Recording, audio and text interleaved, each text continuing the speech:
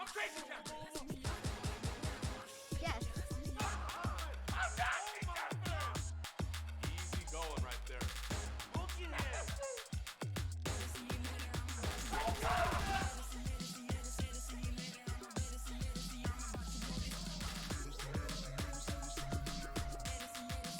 One more to go.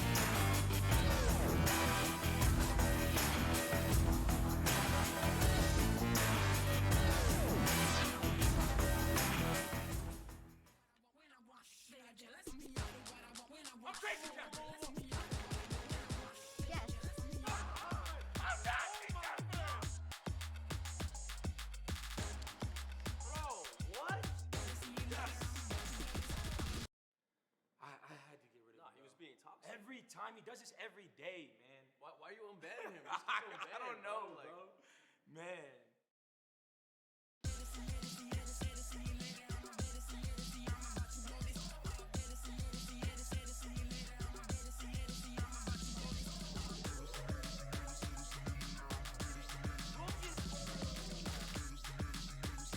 Go. One more to go.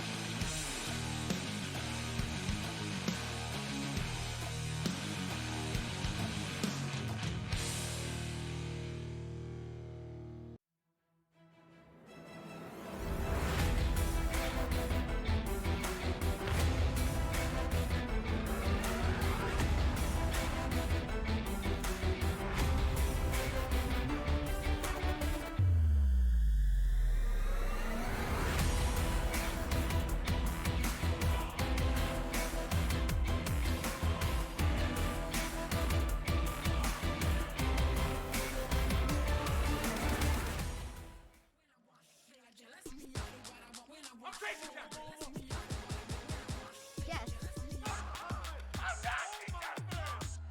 Easy going right there.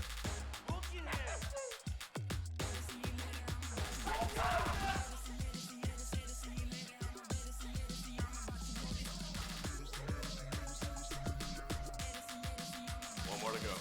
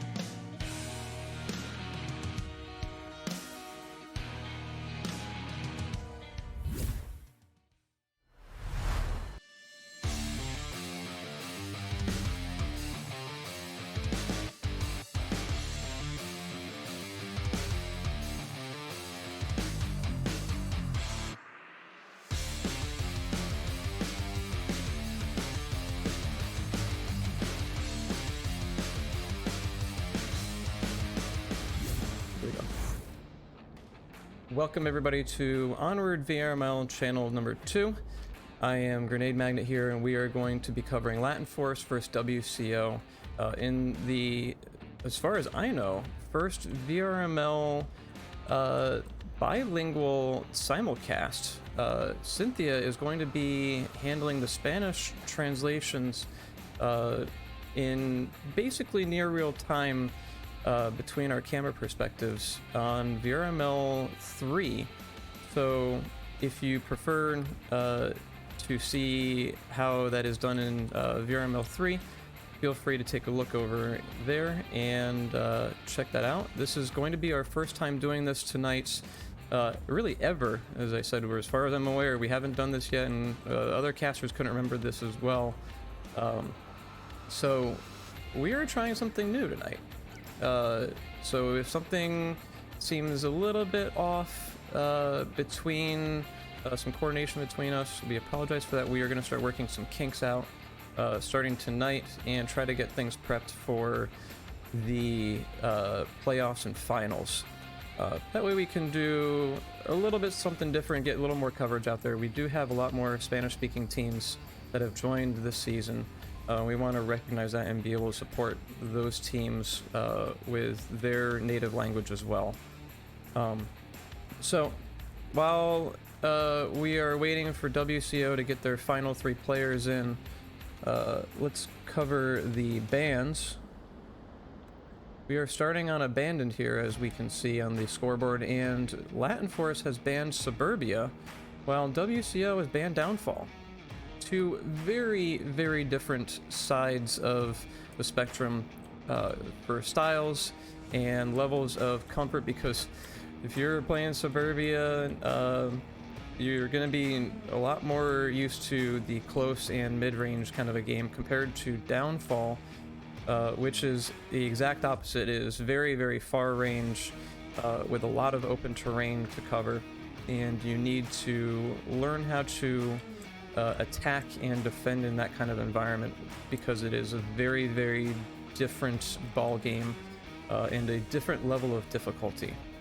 Suburbia a bit more on the even side between Volk and Marsoc, with the attacking and defense is drastically different with Downfall, which typically favors the Volcan side. Because of the fact that all they really need to do is just sit down in a building and wait their turn to have somebody crossing the line of fire. And basically have good accuracy at a longer range with a couple of pixels in the headset there. So looking at the stats for both teams, LatinForce banned Suburbia after playing it only once and losing it so far in the season. We did have Suburbia in map pool 1, I believe. Correct me if I'm wrong on that.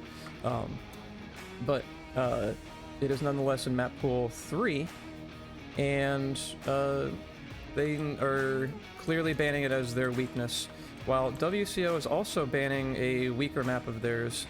Let me check the stats on them really quick. They have played Downfall never so far in map pools 1 and 3. So it is clearly something that they just don't want to play, which is usually a good kind of a thing to do if you're not strong in a map as a team, or you are just not wanting to play a certain kind of a style, because that open terrain is a little bit more brutal. So WCO just simply doesn't want to play Downfall, just like several teams don't want to play Abandoned. But nonetheless, here we are tonight with Abandoned as map number 1.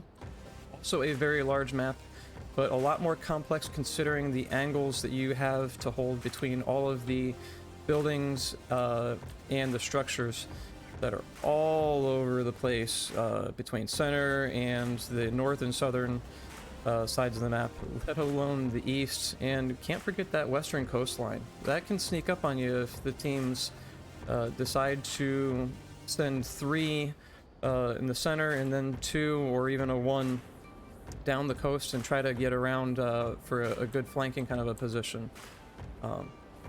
So it is a very complex map.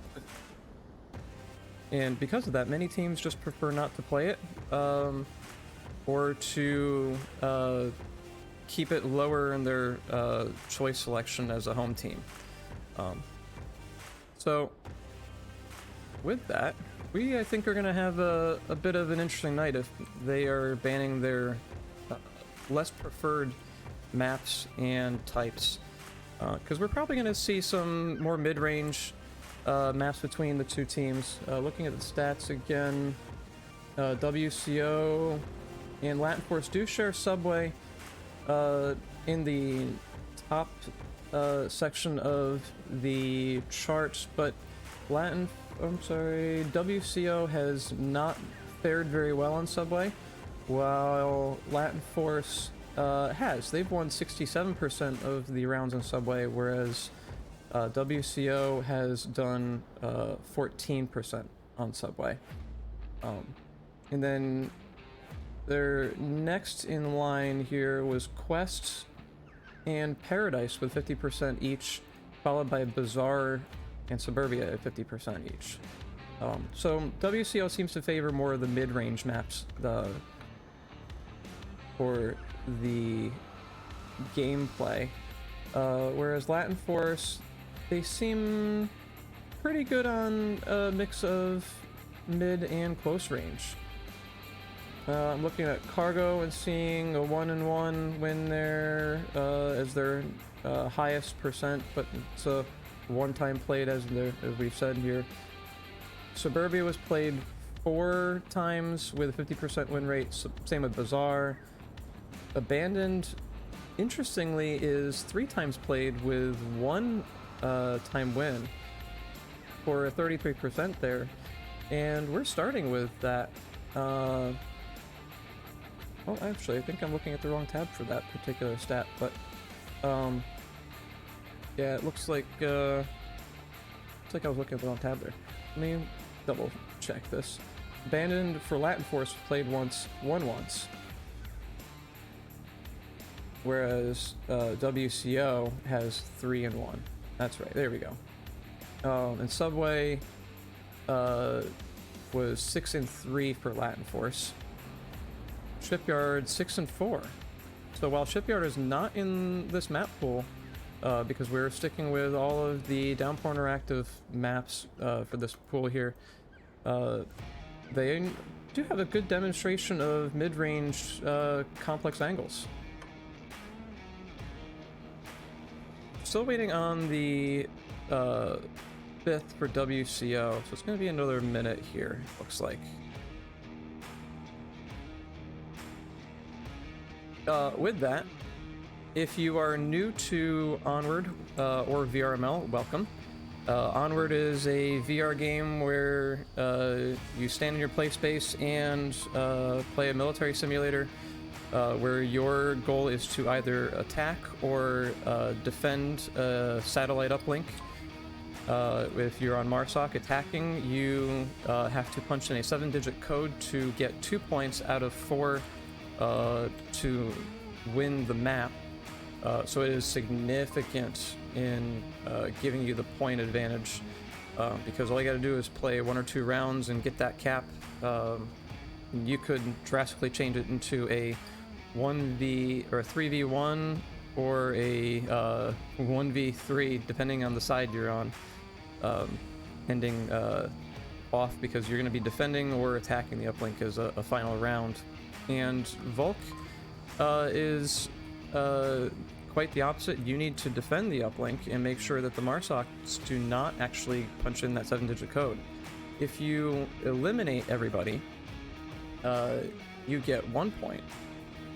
So Volk is only allowed to get 1 point at any given point in time, unless a game mechanic is done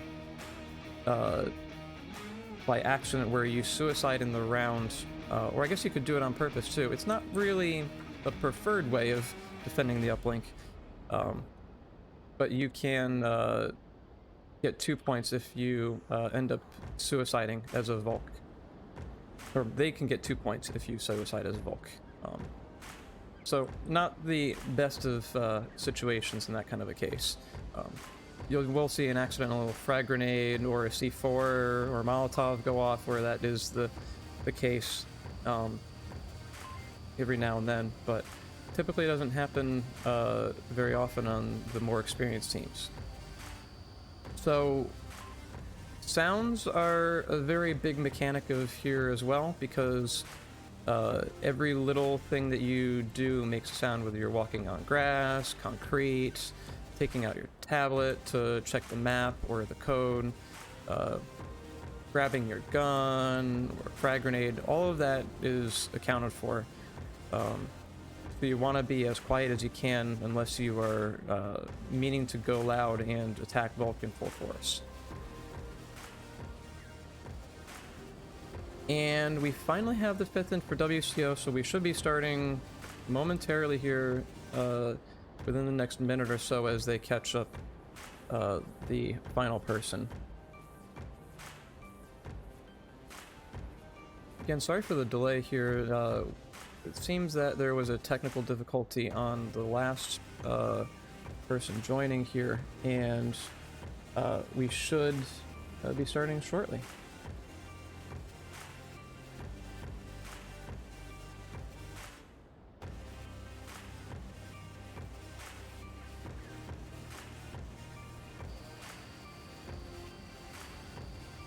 Taking a quick peek in on the uplink.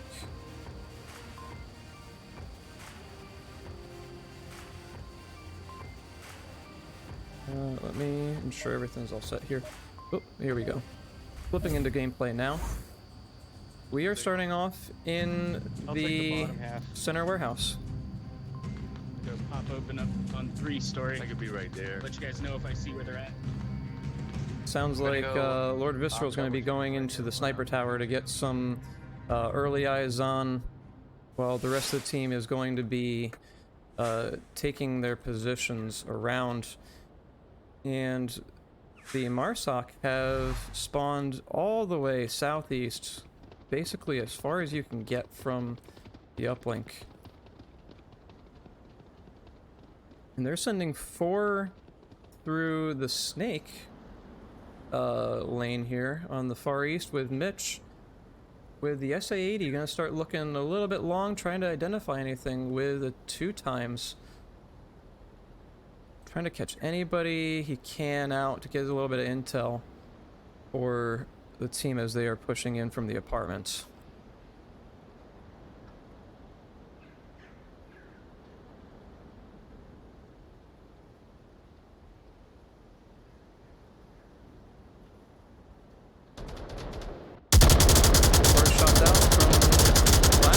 Is Valdenapaz identifying Lord Visceral in the 3-story there. Nothing connected, and Lord Visceral has rotated off a little bit, but it has at least given them the idea as to where this attack is going to be coming in from.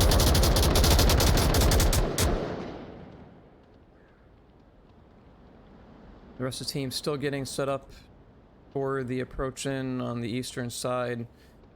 Now knowing that they are going to be identified, we have seen a shift in WCO's defense to come in on the east. Yokon holding in a later angle, trying to get this last cross in to be prevented as they do attack in on the building, with Graphics looking more from the BTR side on the apartments, as they are hoping to cross out in the open and grab the kills there. Mitch A seemingly just giving a little bit of covering fire as they do start to make this push in from one in the north. Graphics only downing Moko. See if he gets his confirmation shot there. It looks like he's backing off. Moko is going to be able to give full callouts as to where they are.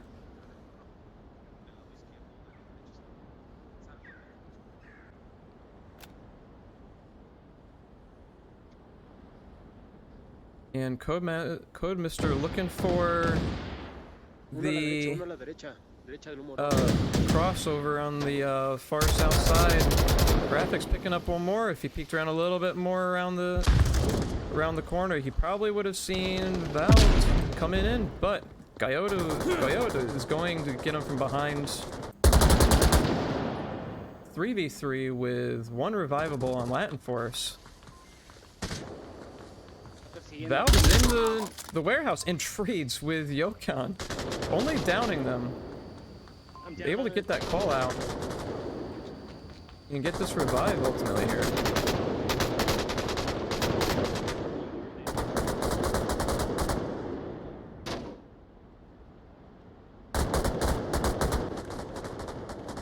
Mitch opting to back off the uplink and seemingly go for a revive attempt here. While there's a brief pause, they do make it across, and Yokon is back in their position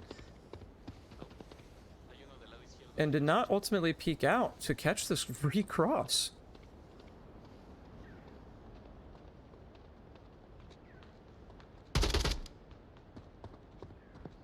Yokon getting that kill gives away their position with Mitch looking the opposite direction. Guyot just picking away the defense inside the warehouse with Yokon around the corner. Not looking the direction of the stairway, may not realize that there is a Marsoc behind them and directly across from them. They are pincered. And Lord Virtual does take care of that, but Guyot is inside the uplink area, and we end with the trade.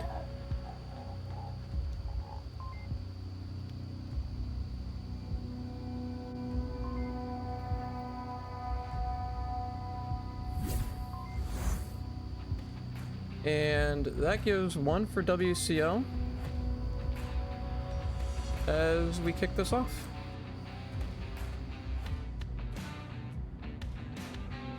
The push from the apartments being compromised from Valdenapaz early on as the rest of the team was getting set up gave their position away from where they were going to be attacking from. May not have been worth the risk there due to the fact that WCO was then allowed to shift over to the east in the full force. May have been a little bit more wise to just call that out instead of taking those shots early on. And just keep an eye on Lord Visceral, who was in the 3-story there. Nonetheless, the push and ultimately 2 sets of revives while having to recross the street did help LatinForce out with trying to get back into the warehouse entryway. So while it was dangerous, they did make that across and ultimately get those people up. Flipping back into gameplay, since we did have the bell start off here. Here's round number 2. De aquí, chiquito. De aquí, papá. De ahí se manda.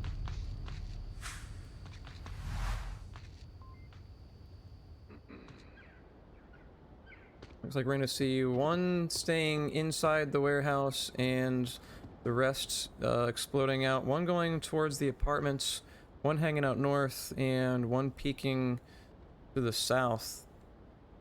From the rooftop. Not going to see anything for the cross with Marsoc, as they did get the same spawn. 225, vienen por 225. Hay uno en la colina, hasta arriba en la colina de 225 de la derecha. Take a quick peek over here on Marsoc. They are doing another 4-1 split. Ooh, shots out from Mitch No la on tiene, pero ya lo vi. the one who did split off to the southwest on that hill. Looking to get a few shots in the window. Not going to be effective as Mitch does take cover and hide out of the way of those bullets, leaving Lord Visceral to attempt to get anything off of that suppression fire.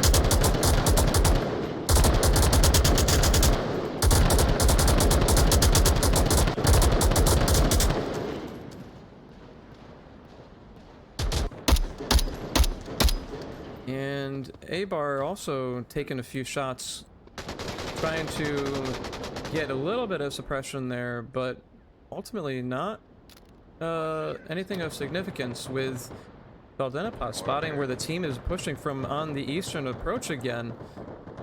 LatinForce has one in the apartments to deal with graphics.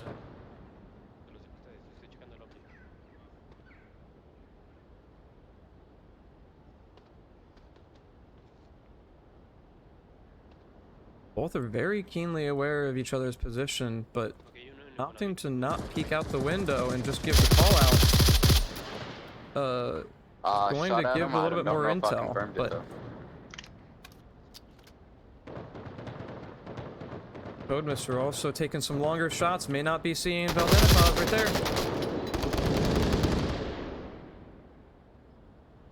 there. And with Valdenapaz just around the corner, A-Bar is going to have a little bit more of a difficult perspective here coming in, with LatinForce only having one downed, but WCO having 3. And now 2, after Valdenapaz does identify where the sounds are coming from, given that A-Bar did give the call out.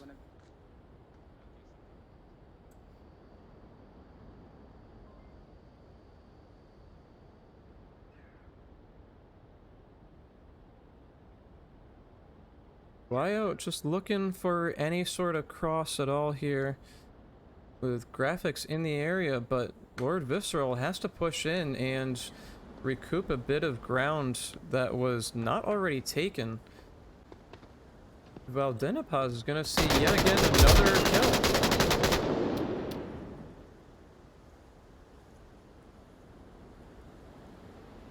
An excellent spot for Valdenapaz as it gives them the great perspective from an eastern approach and the long push approach in from the southwest, as there is a good amount of open terrain here.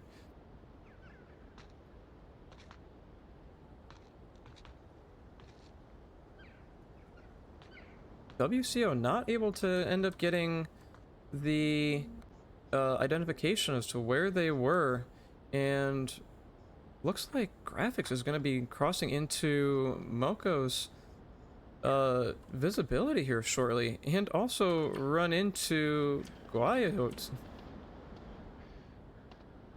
Can hear the breathing from graphics.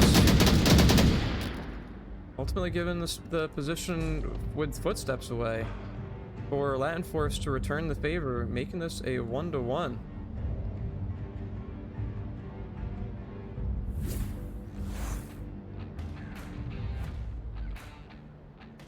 Not removing Valdenapaz from the rooftop there was very brutal for WCO.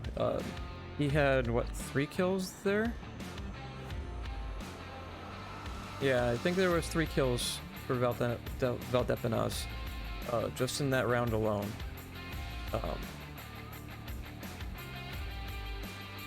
Without the identification of this position, it was just very difficult for WCO to move in from the south at all.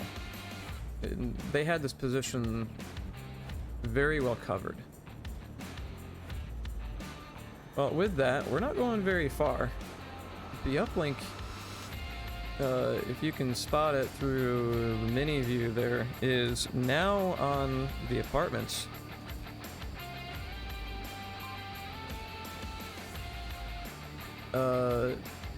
And this one, I don't think it's going to be a much different ball game for LatinForce or WCO as they approach this, because it's on the Eastern Front. They both clearly appreciate that that attack pattern, or at least the progression there. There is a little bit more cover. I don't think you can cap from the southern approach, but you can from the north. I might be wrong on that. It does look a little bit more off-centered.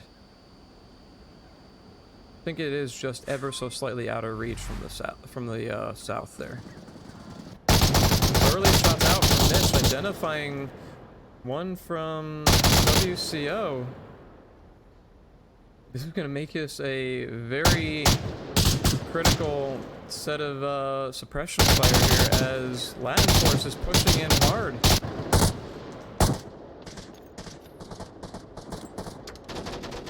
Within the first 30 seconds, they are already getting onto uplink. Tablet is out. Are they going to get this cap in less than a minute? Is this possible? Am I wrong that you cannot cap from the south? Lord Visceral, blind around the corner, is going to miss this cap entirely. And LatinForce has capped in less than a minute on Abandoned. Very, very nicely done. That just helped LatinForce out a lot. And I clearly was proven wrong with the fact that you cannot cap from the south. You can just lay down on the wall and the tablet is just barely in range. WCO is going to feel a little bit of pressure returning this favor now, as they are going to have to cap to keep LatinForce at bay and put them back onto Marsoc for one more round. If they don't do that, LatinForce obviously will be the first to 4 and win the map.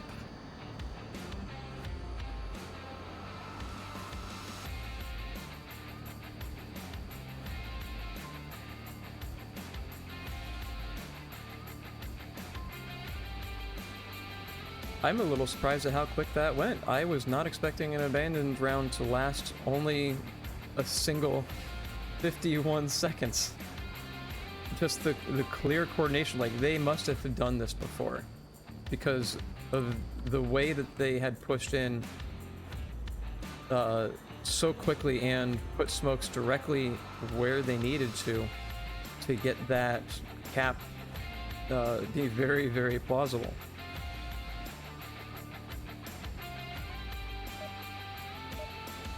Alright, well, WCO. Their turn on Marsoc to now attack this.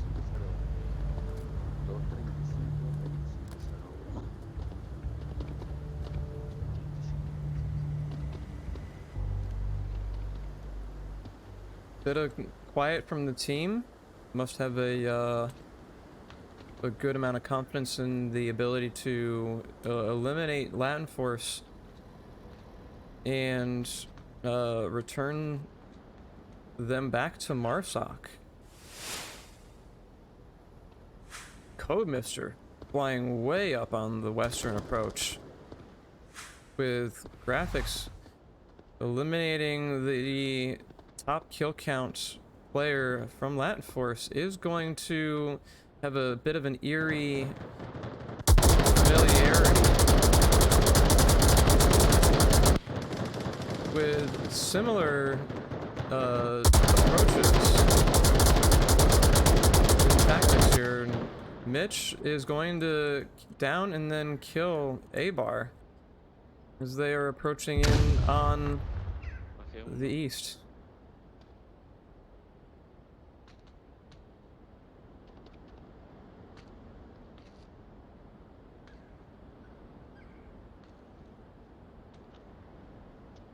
Codemister is holding in the warehouse, just trying to stay not discovered for very long here.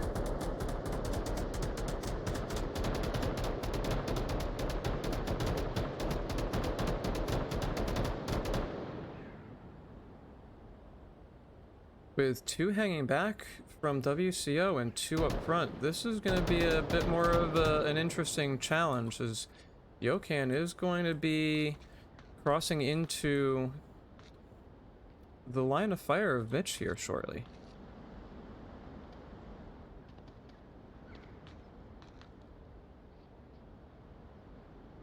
While this is a bit more of a neutral angle, Mitch may end up capturing a better glimpse of Yokan before they do of Mitch.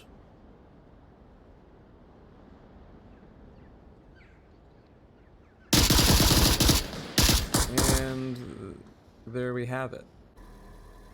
And Codemister and Placencia just around the wall from each other, not going to look down. Oh! There's the kill. This also is going to give Codemister away. While they were suppressed, those shots were pretty close, so I would expect that the sound and smoke throw may have given away the initial position. Lord Visceral, at least eliminating Mitch in from the southern approach, is going to give Graphics a little bit better of a view point in, but Wyote is just around the corner.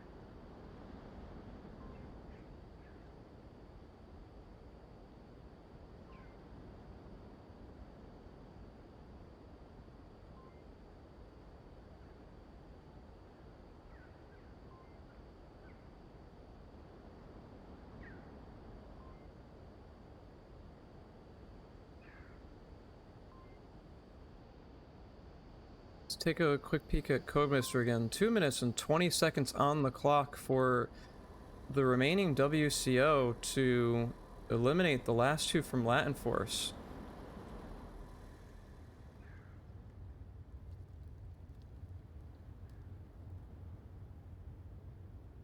If Codemister does peek a little bit more, they may spot Moko as some peeking is taking place.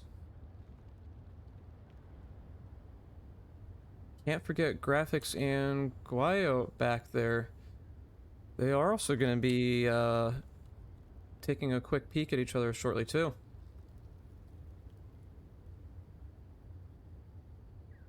Wow. Just missing each other until the last second. Codemister, very, very lucky on those shots being missed. Only downing. They really need to confirm that kill as Graphics is approaching from the other side. And Guayo is the last remaining defender. There's the confirmation kill, but at the same time, there was a quick round of fired back, leaving the tablet behind, knowing that they are the last remaining one alive defending this. We can hear the sounds from Graphics, so Guayo should know they are there.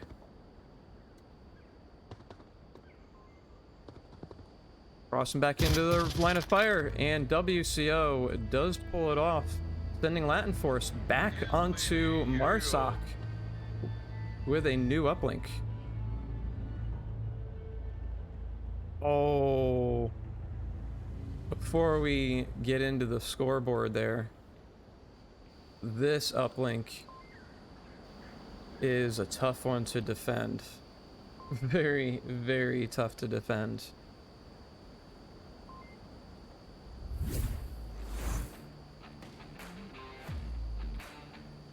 So WCO pulling it off, getting a little a little bit iffy mid-round there, but 34 seconds remaining did pull it off in getting those final kills on LatinForce, which what exactly they needed to at least keep LatinForce on potentially a bit more of a disadvantage there, but we may see a little bit of a different idea as to what's going to happen here, because there's not a lot of cover that you can take in this vicinity for defending the uplink unless you're sitting directly on it. But here's the catch: if you haven't played Abandons, or if you haven't played it recently, you have spawns on all four sides of you. One in the north, one far north, I believe, one northeast, two in the south, one southeast, and one southwest. This is not going to be easy to defend. So let's listen to WCO and see if we get a hint as to how they are going to We be get smoke on the playing it. objectives. We need to be covering all around that smoke. Can't let Where's OBJ? right in front of us in these silos here.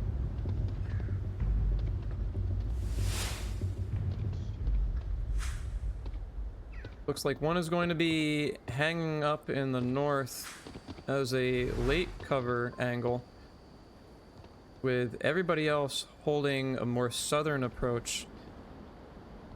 But LatinForce is storming from two sides. Look at this angle all the way over here. That is, I believe, Valdepenas? Yes. They're trying to surround this uplink from all four sides. Oh, alright. The very southern approach is gonna start getting WCO a little bit more nervous and shifting around, thinking the attack is going to be coming from primarily the south. But they also have two in the north and two in the east. One WCO is already out of the round. Make that two. Graphics and Lord Visceral are going to be very, very pincered here. If they keep peeking, this may turn bad. Valdepenas pulling a quick shot from the south. Only two WCO remaining. LatinForce appears to have this in hand, while the two in the north still haven't actually moved from the tower, trying to get any sort of angle on it. They're not going to see rigs.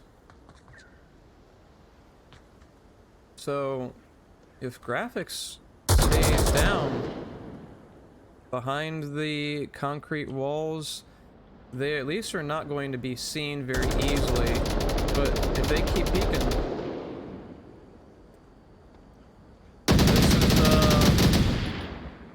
this is not looking good for WCO. Flashbang not going to be effective with the range they're at, but all eyes are looking this direction with smoke coming out from Placencia. Those logs are not able to be shot through, as graphics was just learning there, it seems, and LatinForce takes map 1.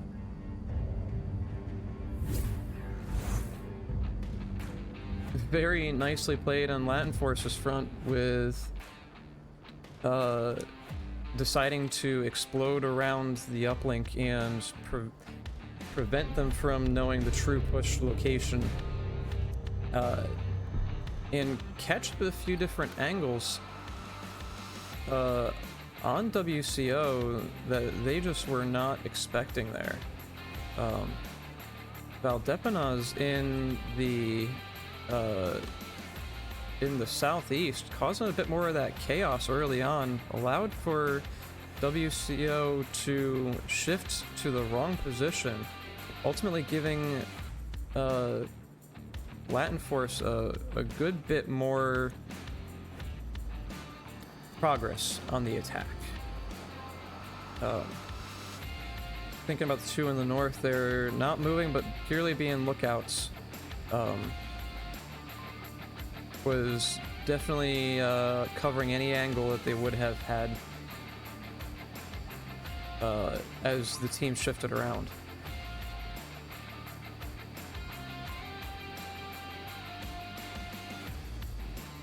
And map number 2 is going to be Subway.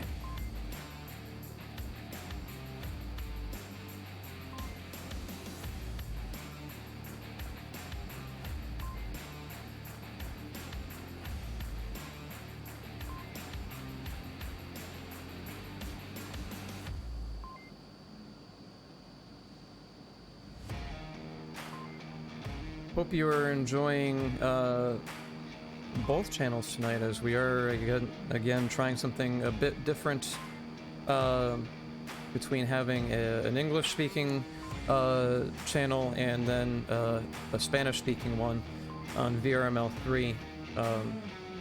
Trying something a little new, as I said earlier, because of the fact that we have some more Spanish-speaking teams that have joined in the last season here, and want to try to get a little bit more bilingual casting take place. Get us a little bit more prepared for potentially doing this in the finals, as it has been a brief topic amongst the casters. Looks like we are kicking off Subway on the platform.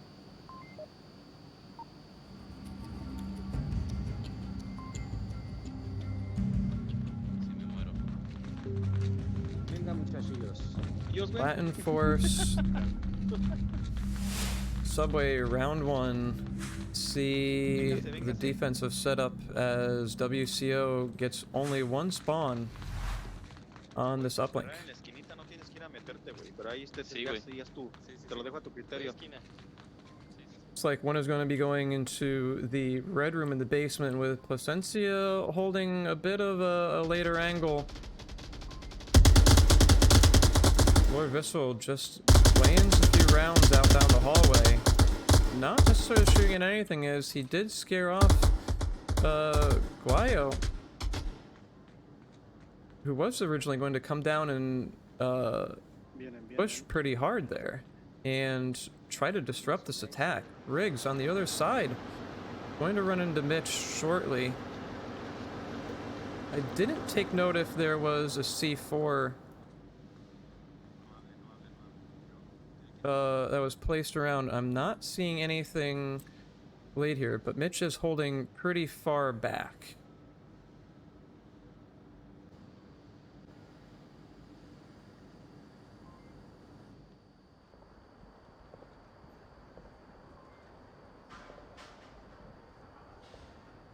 Looks like two are approaching from the south as well here. Looking at A-Bar and Code Mister, but a C4 from Guayo was not effective. Nobody was nearby it, but Riggs does get a small little peek angle on that on his leg and get that kill.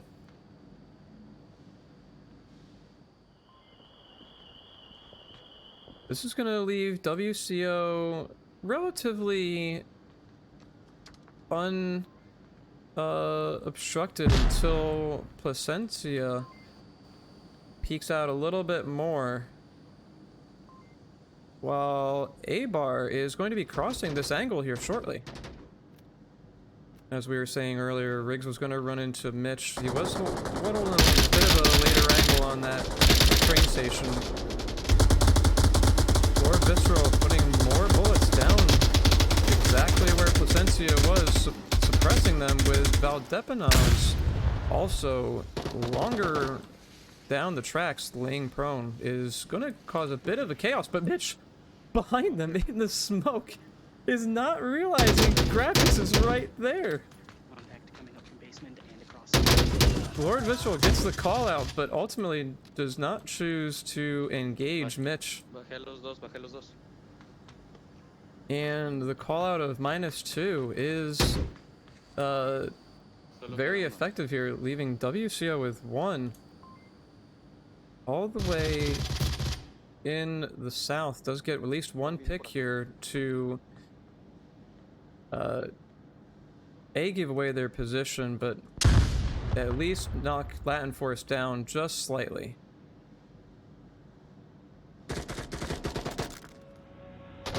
And LatinForce successfully defending this with 2 minutes and 48 seconds remaining.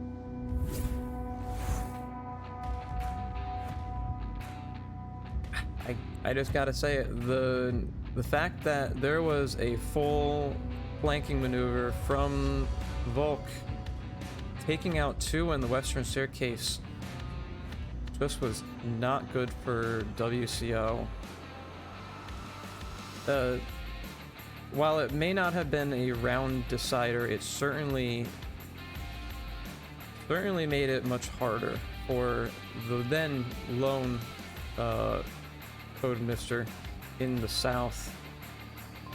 It was gonna make it a much harder fight. And based on the timing, I don't think they realized just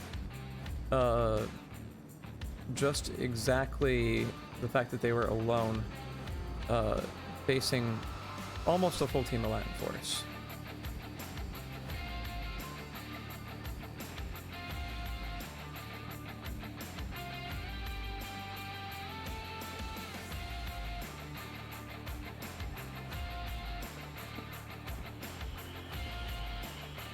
Well, taking a quick peek at the scoreboard, Mitch with a 3-0, and Placencia taking the remaining 2. Definitely seeming to be the stronger ones on Subway so far.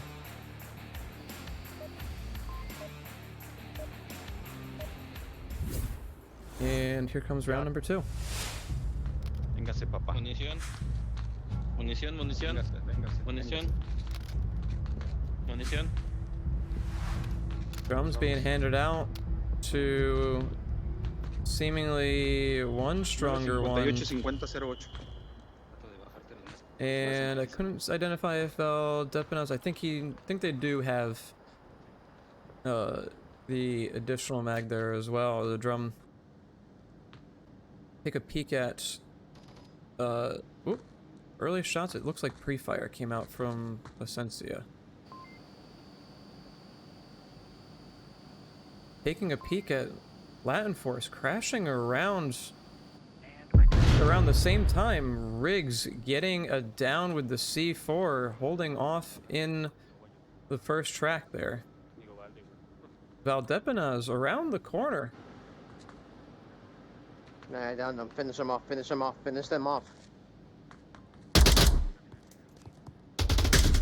And that ultimately results in a trade.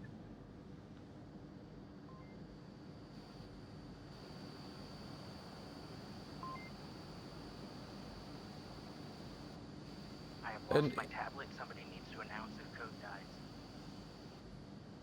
An interesting choice of defense from WCO, not placing somebody directly on uplink, but going a bit more off meta with this. Placencia, seemingly very comfortable on these stairs, is back here again.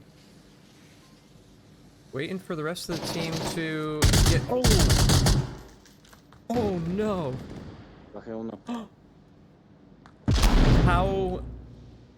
How interesting and disastrous for both teams, with a down on each side and a late defense on the uplink here. Both teams at the same time had a TK.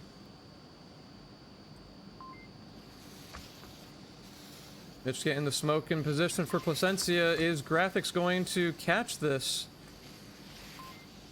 Or is Mitch going to take this? Graphics does get the kill on Placencia with Mitch nearby. In the smoke, tablet is out. Sitting directly center. Unopposed. Graphics is gonna have to push in real hard, real fast now. This is not gonna be good for LatinForce, or for WCO if this takes place. And with a brief delay, the smoke is going to go out, and they reposition directly on the uplink, and not getting that position there. This is a failed code attempt. And a drastic code attempt at least results in the round still being won. That would have also been disastrous for WCO on map number 2, as this would have given LatinForce a 3-0 lead.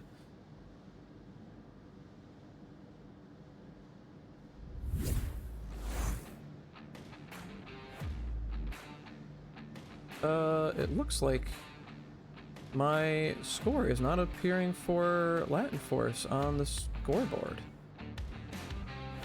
Let me see if I can fix that. I have been punching in. Alright.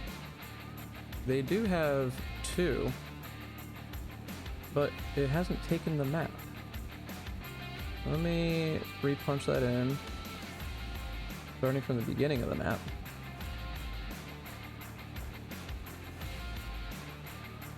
And... oh, now it appeared. So let's correct the scoreboard here. Oh boy. That was a +2, not a -2. LatinForce with 2, WCO with 1. There we go. Now my scoreboard is fixed. LatinForce is doing very well on Marsoc, getting 2 caps very, very close.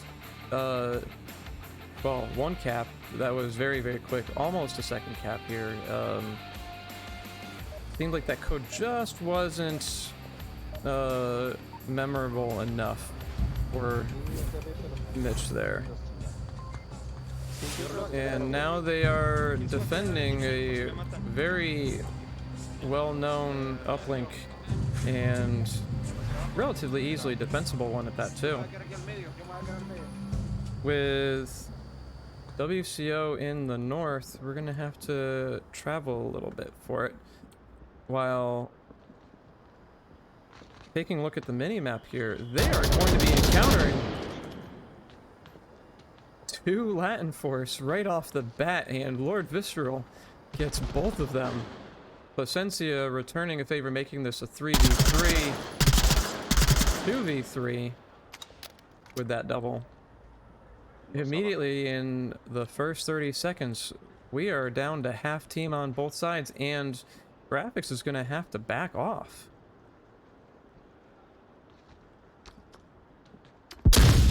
Flashbang does take Placencia and make it known. But now they are out of ammo as Graphics does spur the swing.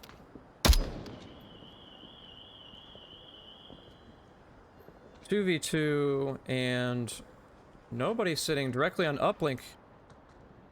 But Valdepenas, Riggs, this confrontation is not going to end well. LatinForce now only has the remaining 1 with no real cover to ensure that they minimize an angle on the bullets here. It's going to be a little bit harder for Moko to defend, and they're going to have to stay very, very aware and clearly on edge based on the amount of movements and peek checks.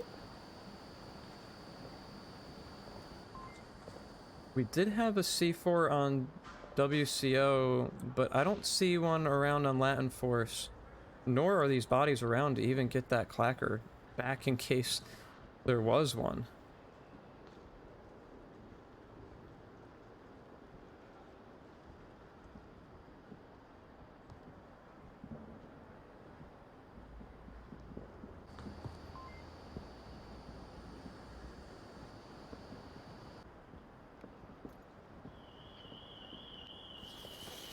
smoke coming out is going to give the position away for one coming in, with Riggs watching from behind, a little bit worried after that flank attempt from Valdepena's.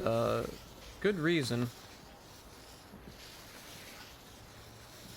But it looks like we may see a try to get a peek through the smoke here.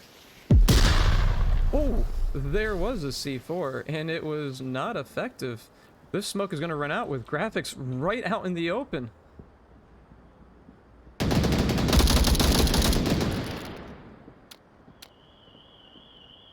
Not good timing for them, as that smoke was running out, is going to give away the position for Riggs to come around and get a refrag. WCO on the board. And a quick peek at scores. Mitch 5-1, Placencia 4-2, and Riggs also 4-2. This is gonna give WCO a chance to make this even.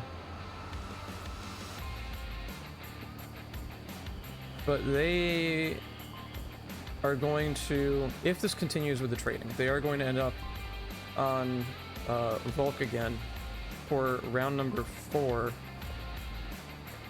Sorry, round number 5 at this point. If they do continue the back and forth. If a cap does happen from LatinForce, they will take map number 2 and the match. But that does leave a third map still in the series for the MMR playout.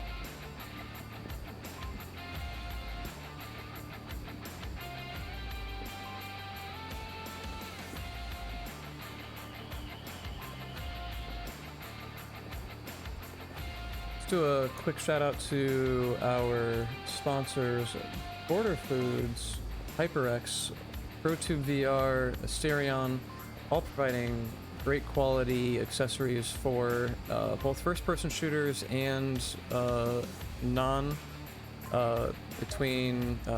VR cover. I have actually a VR cover, Super Comfort pad as well, and it definitely helps with the longer gaming sessions here.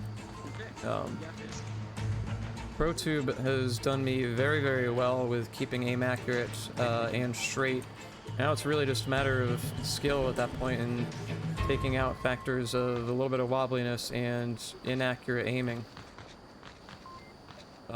with some alignment issues there. Lord Visceral getting up close with LatinForce not going to engage from this side until much later on, as we see Goyota and Mitch, also Melko, come around from the north.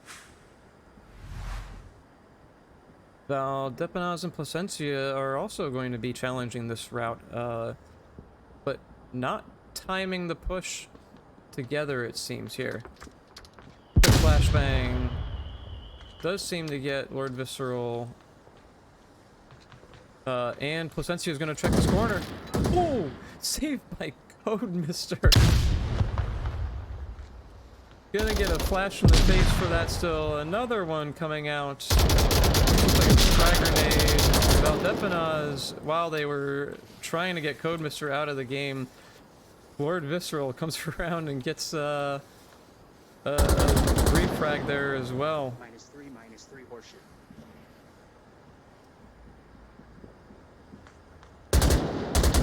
Melko is looking for this long here.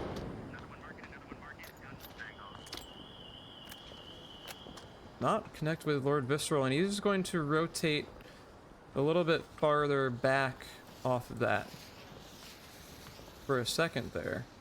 It does allow Moko to cross, but that flashbang may not have actually connected here. It did not.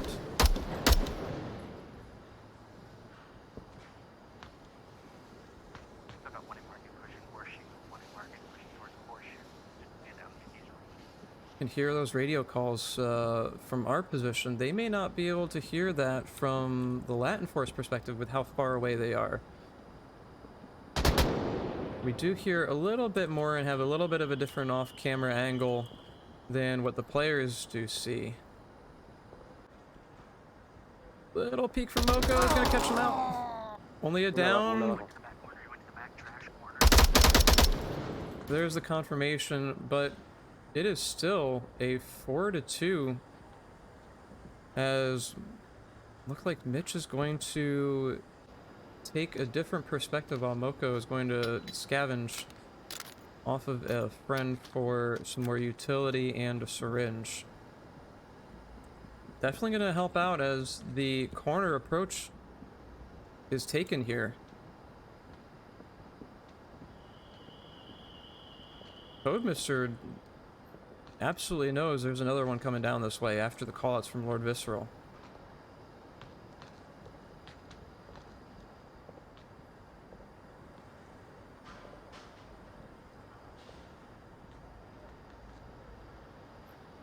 A quick peek and they would have been dead. Yep, there's the peek. Mitch looking for the refrag.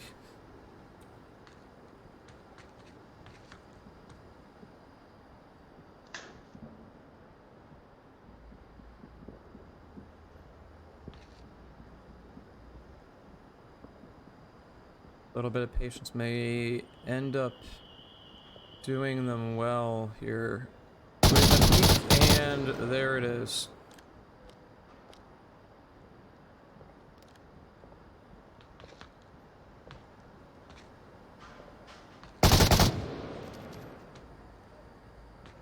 One v 3 with everybody on the uplink. Briggs looking long. Graphics gonna start putting some lead out just to give a little bit of cover there. That smoke is in a position where Mitch could cap if they do happen to time it just right, but we are about halfway out on the smoke's duration already, and they do have to cross A-bar's line here. Not sure what happened to the lasers on that one there, but there they are again. Uh-oh. Misplaced smoke on that one is not going to help very much. Minute 30 remaining. One down.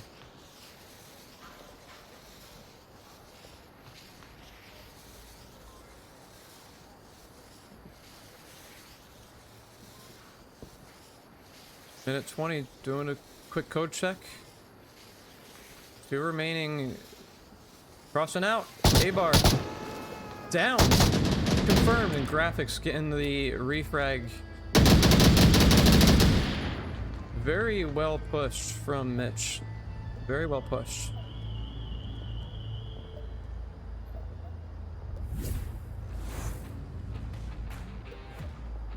WCO returning that favor, making this now move into Chinatown.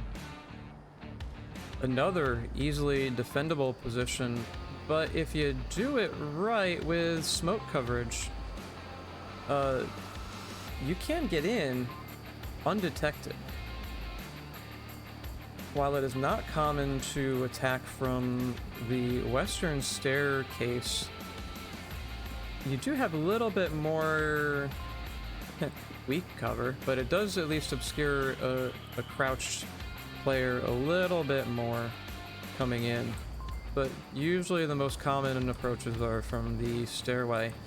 So you see a few defenders on the walls, maybe tucked in behind the table just to kind of obscure themselves a little bit while not giving any cover.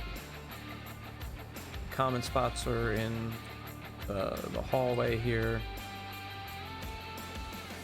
LatinForce has shown their ability to keep a very good defense from WCO. May just make this another trade unless they can pull a cap together.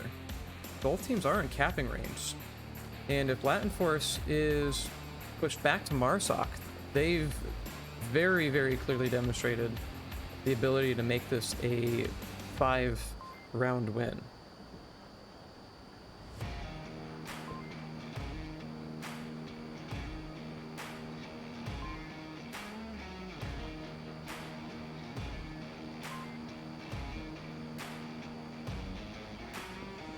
quick look at the scores here.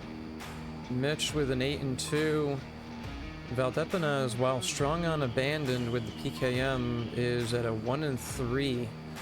I think that first kill came in from round 1, if I'm remembering correct. With the opposing side on WCO at a 4-4 for Lord Visceral, and 3 and 4 for Codemister, while Riggs at a 4-3. So about even, while Mitch is clearly helping LatinForce out on this map in particular with their playstyle. I'm checking with the teams here briefly. I've got a couple of Discord messages from WCO.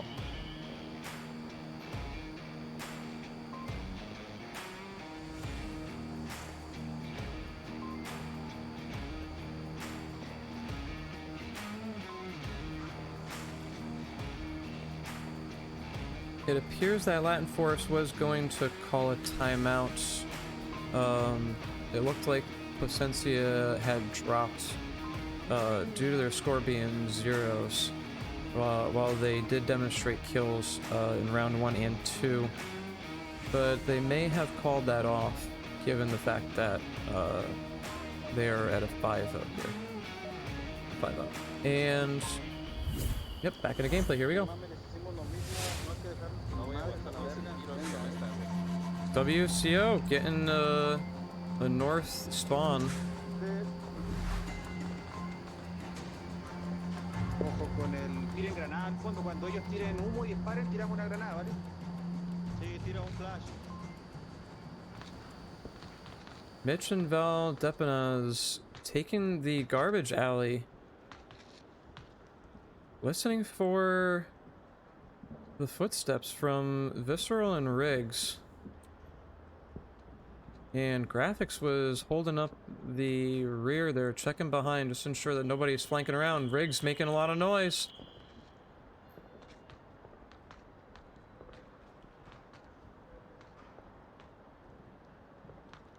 About to come across here.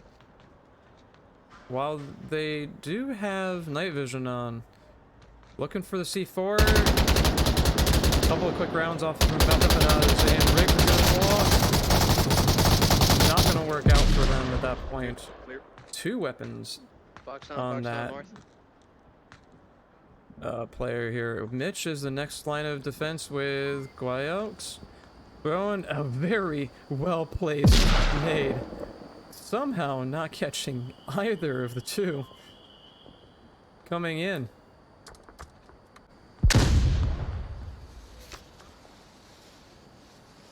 We can't really forget the western approach. Focus are getting Placencia and lots of kills coming out here. Visceral taking it down while getting revived. Both are flashed now. And A-Bar coming in on the western approach is going to cross directly into Moko's line of fire.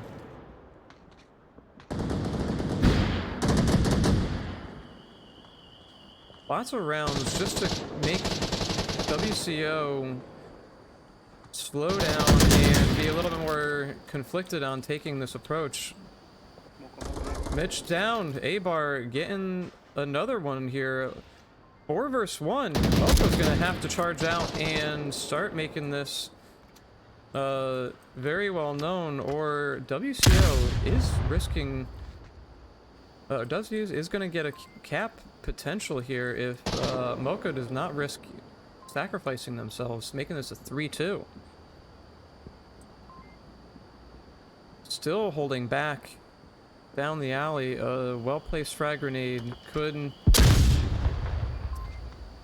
be disastrous, but here is the final kill, giving WCO 3, clearly able to control LatinForce's placements a little bit more in the garbage alley.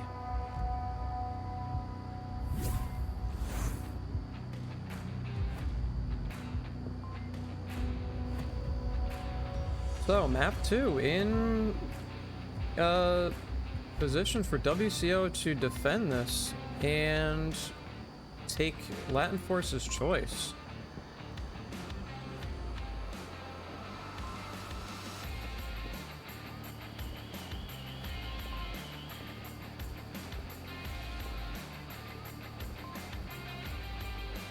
So if you happen to like what you are seeing, do drop a follow and or subscribe if you're feeling so inclined. And if you think you've got the ability to learn how to become a caster, or you're a new community caster, as we did just release that in the ability the last week here, and you want to join the casting team, do head over to the website and drop in a application underneath. I believe it is under not the teams. I can't remember now. I was just gonna go that route. Let me go ahead over to our website here. Register and apply to production team. We are looking for more casters to join with the ending of the season and picking up a new one. Hopefully later in the summer. That's still yet to be decided. It's got a few factors to be discussed, but we're looking for more casters. And if you're a community caster and you have done casts this week of official VRML matches, you can send your clips of the most important times or the great times in your casts. We are gonna start looking to put them in the highlight reels hopefully soon here.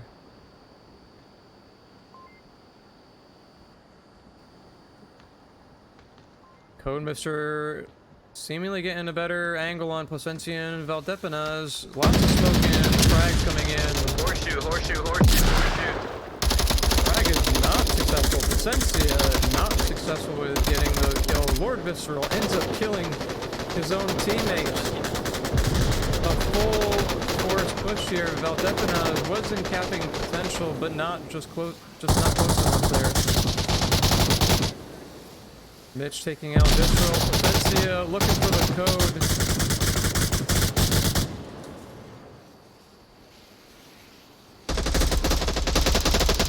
With Guayo coming all the way around. Mitch, tablets out. The smoke's gonna run out on him. Whoop, quick drop off because of A-Bar. LatinForce 2 versus 3 here. A-Bar pulling a very good defense on this, with Placencia getting that refrag on the teammates. 2-2. 1-2.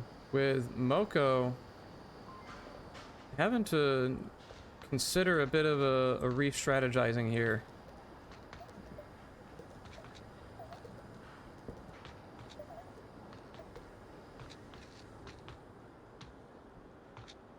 Four minutes remaining. Plenty of time to try to surgically remove a couple more WCO here. There's only 2 remaining.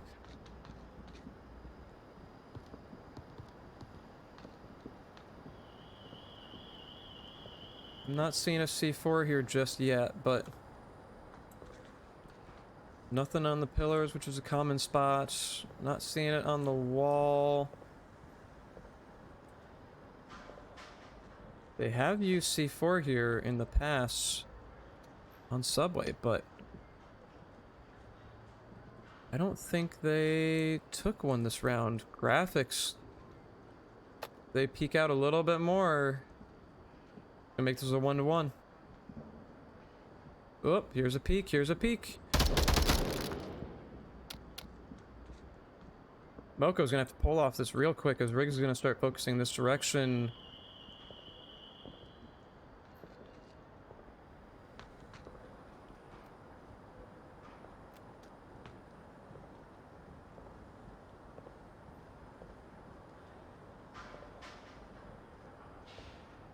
Quick time check, it looks like there, and Riggs holding a tighter angle. Moko making a lot of noise. Headshot with a PKM, and WCO takes the map. Riggs 10-3, Mitch 9-5. That is a lot of kills.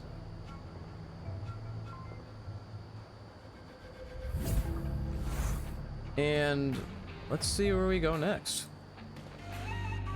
A quick map choice, Quarantine.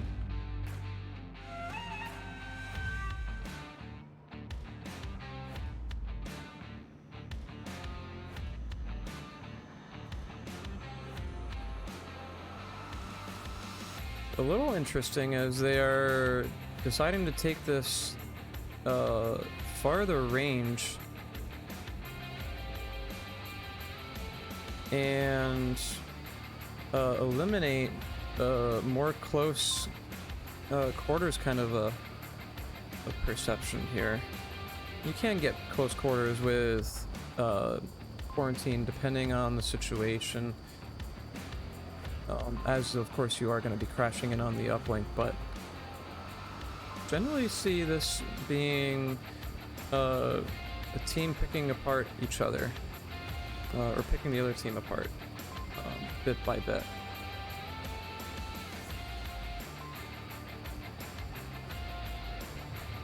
And while we are getting set up here, WCO is waiting on one final person here. Graphics will be back momentarily is the word I just got from WCO.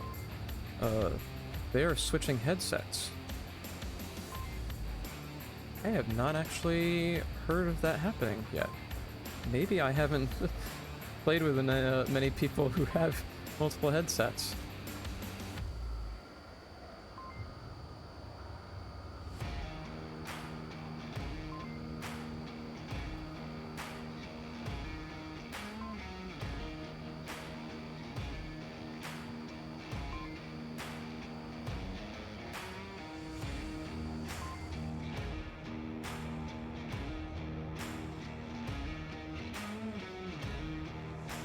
And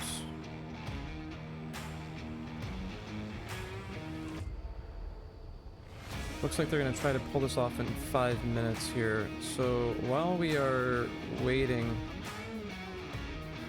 I'm going to flip into a brief intermission and hit the bathroom. So I will be right back.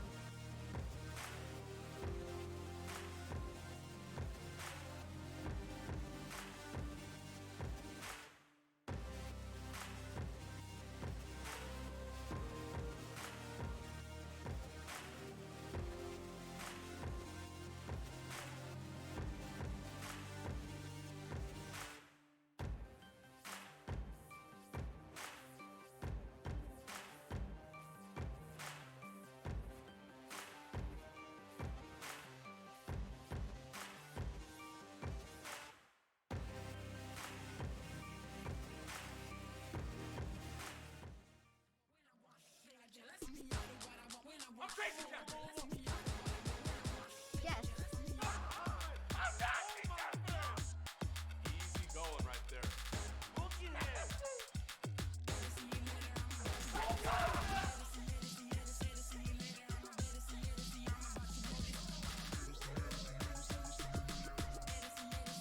One more to go.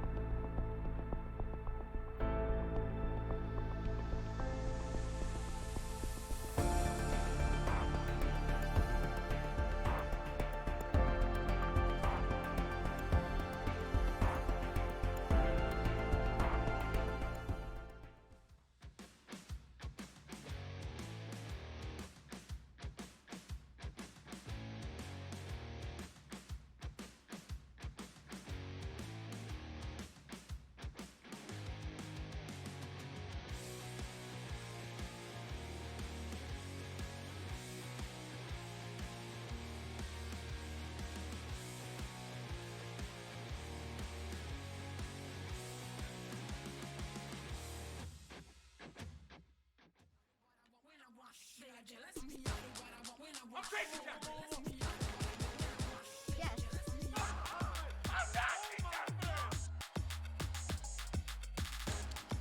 Bro, what? I had to get rid of him. Nah, he was bro. being toxic. Every time he does this every day, man. Why are you unbanning him? Just keep him I don't banned, know, Like, bro. Man.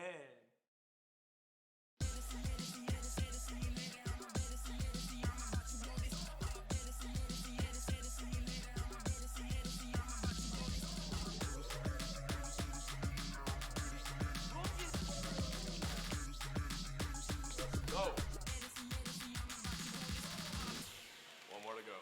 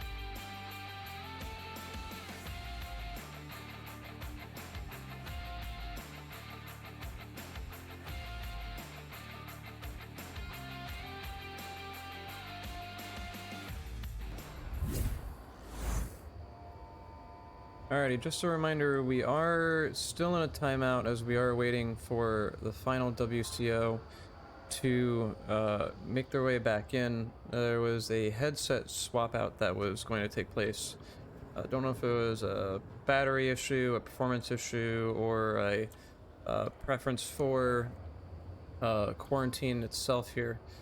But once WCO had, or LatinForce had switched into quarantine, WCO did have that player drop. So apologies for the delay. Hopefully we'll be back here shortly for a little bit more action and a map 3 decider with the uplink starting out in the south and east 2-story building here. Given a quick peek at stats for LatinForce as home and the choice pick here, they are 5-2 on quarantine, but have won 12 rounds. So out of the 27 played, it's a 44% win rate there. And I'm just getting word that WCO is good to go. So graphics is back in. We should pick this back up here in a second. WCO on Volk.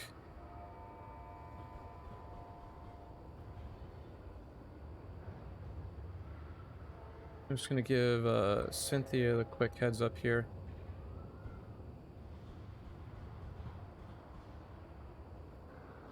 She is still over on VRML 3 casting in Spanish.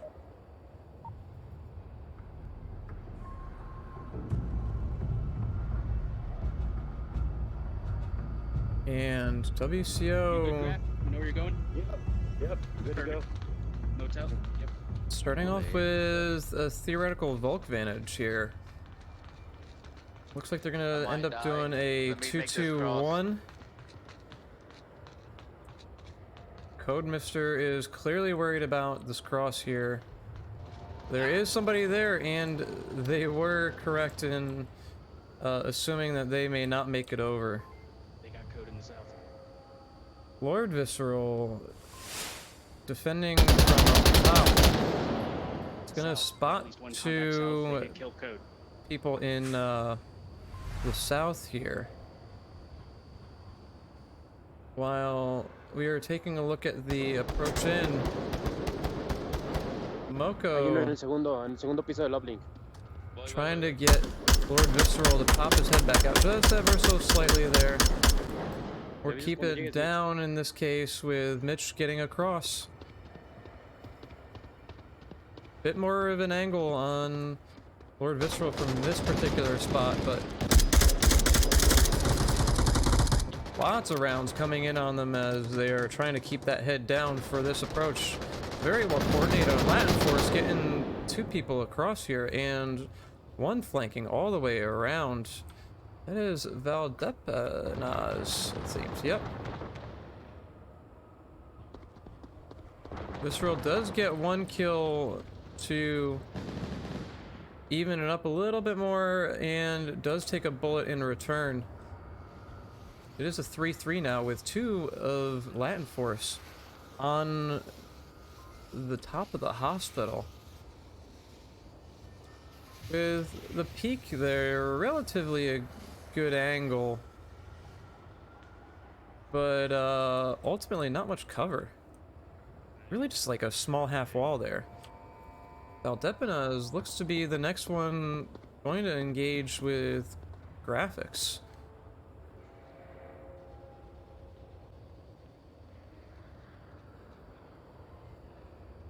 Let's pop back in here.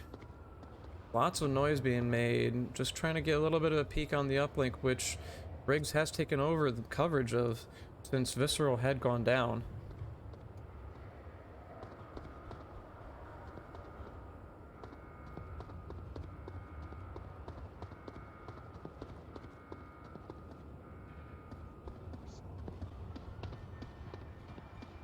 Graphics on the second floor is already given the call out.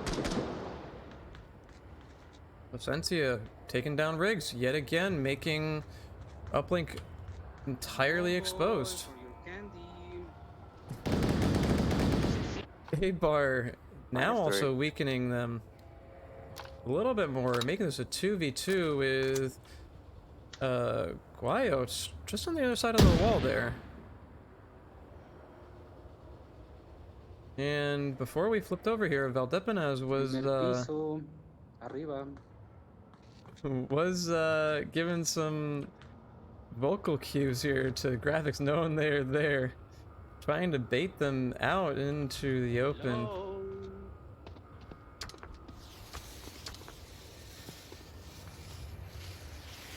Potentially a little bit of audio cover there for the footsteps.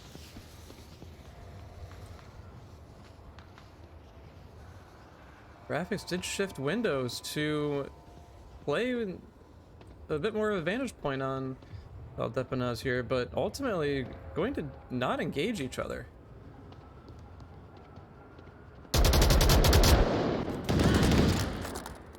And with that position call out, Valdepenas did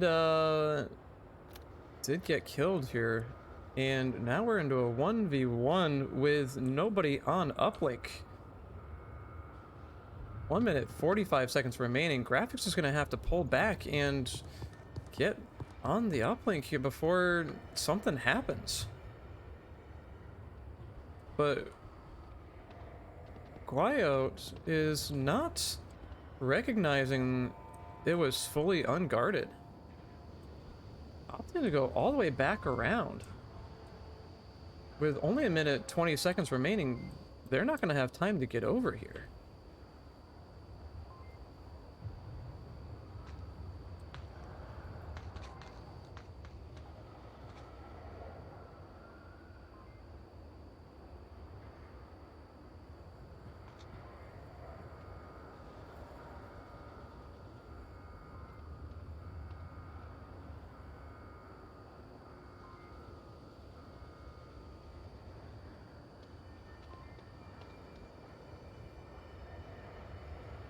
Still silence here, 45 seconds remaining. We may see a last second push.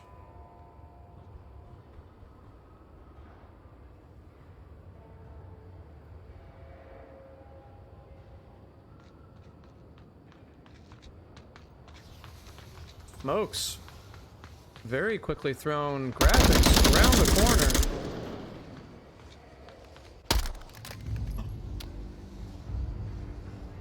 Wow.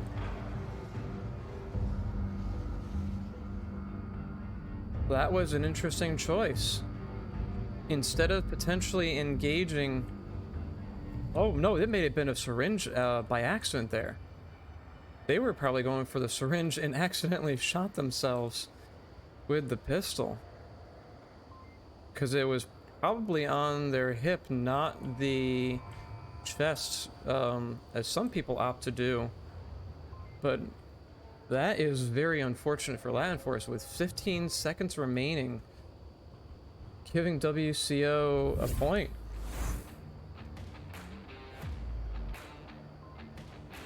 That may prove to be not the best turn of events for LatinForce.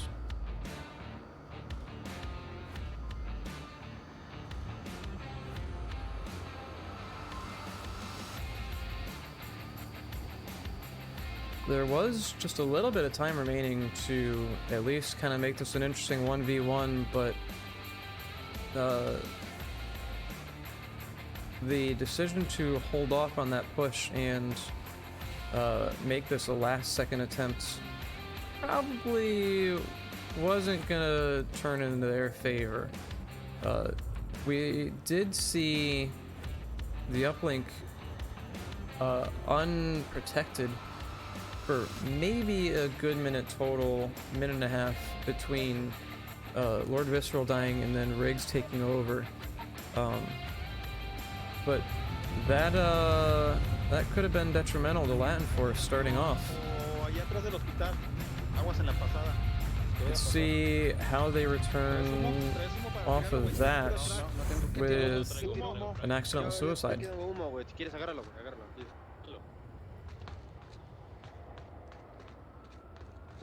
Seems like a similar attempt with defense.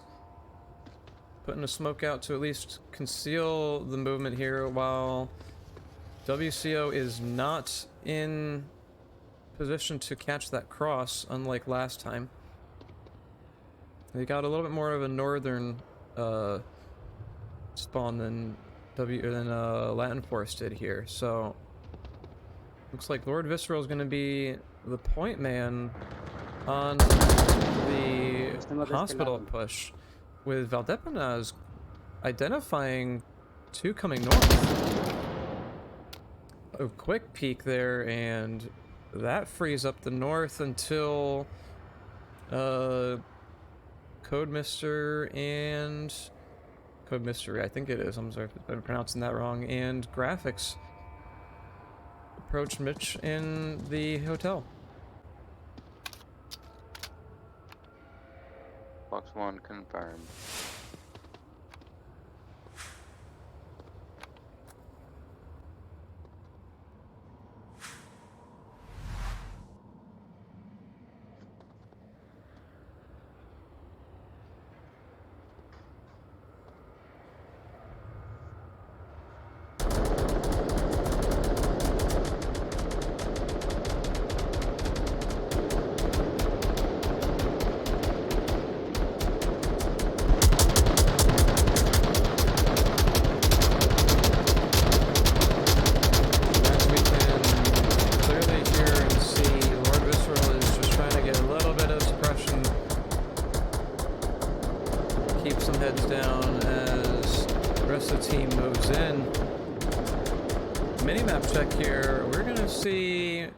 Graphics and Code Mystery encountering Mitch, who's a very, very strong player last. Do I need to throw it between this rock and that? Yeah. Looks like the camera binds are, well, Mitch does take out the northeastern push entirely, leaving WCO with 3v2, or 3v4, excuse me, with 3 minutes remaining.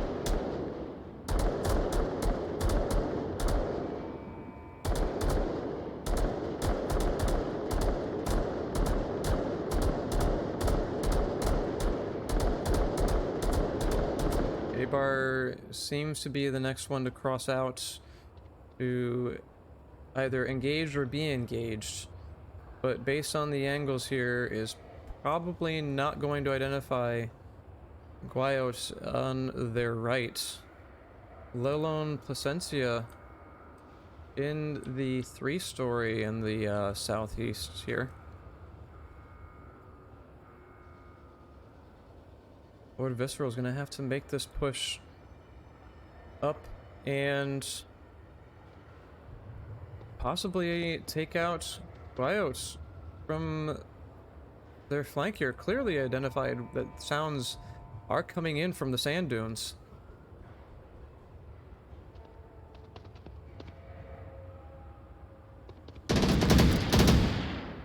A-Bar back towards Guayot.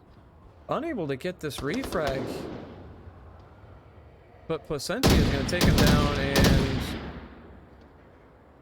it looks like they both tried to get the kills there, and the game registered both. Let's see how that carries out in the score.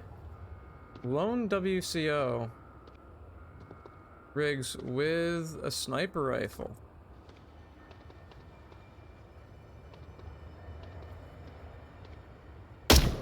Appears to be a 12 times on that. Probably gonna be not as accurate as they're intending for those kind of shorter range shots. Placencia did get a quick ring out, but nothing connected, leaving Riggs identified with a minute remaining. This is gonna be a tough fight to get in towards the uplink with how far away they are.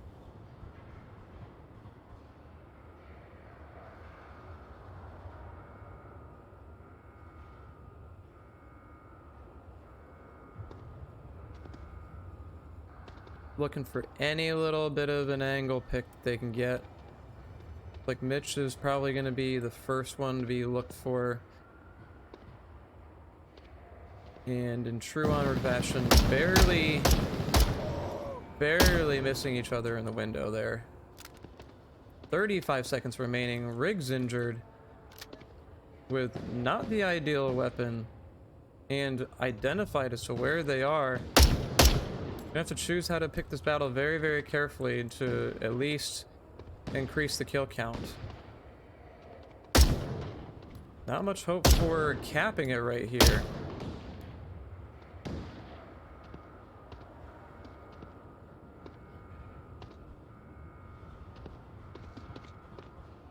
Five seconds remaining. Looks like they may make it out alive.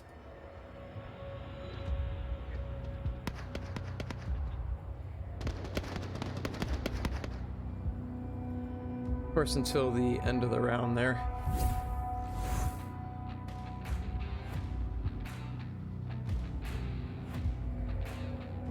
And the uplink has now moved to my favorite position. I love defending this uplink. This makes it nice and spicy for getting attackers in, and trying to do this successfully requires great coordination from, if you're lucky, one side, but usually two.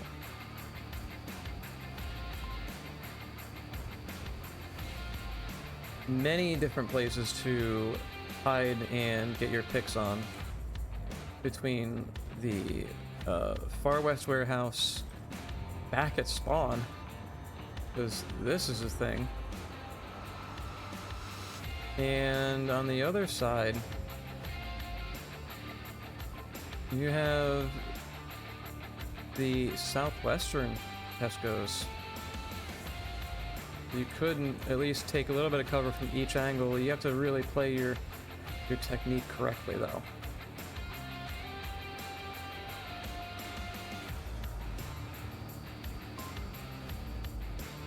So, tie game in map 3. Need to take a quick drink there, clearly. Tie game in map 3 decider.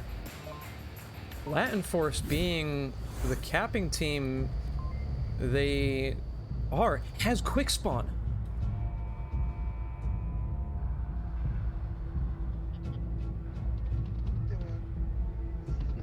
This is going to be very interesting very, very quickly.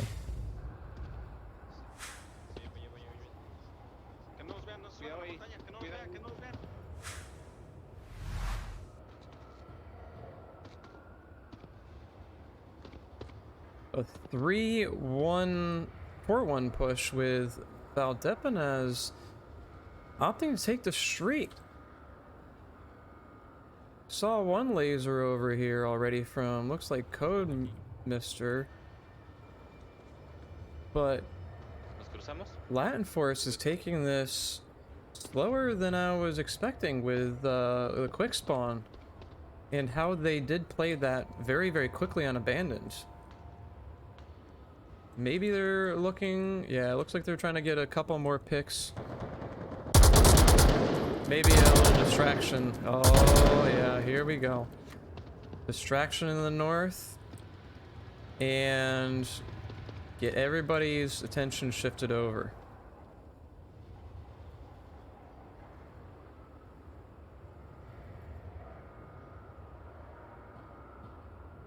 Taking a look at how WCO is set up. Riggs can be the first person, I think. Oh, nope. Code has switched sides of the buildings to a very neutral angle, albeit a small head peak here.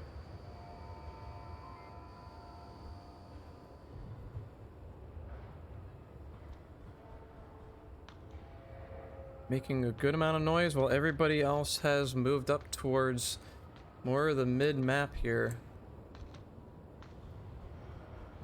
Riggs very clearly hearing this. Not gonna not going to initially catch him for the first little peek there, but Valdepenas was not expecting that position. WCO just took out the lone distractor in the north. They may not realize yet though. So the rest of the team is still setting up for a slower game off of a quick spawn here, with Mitch looking to try to get anything they can now. May end up seeing graphics. Might be on that door though.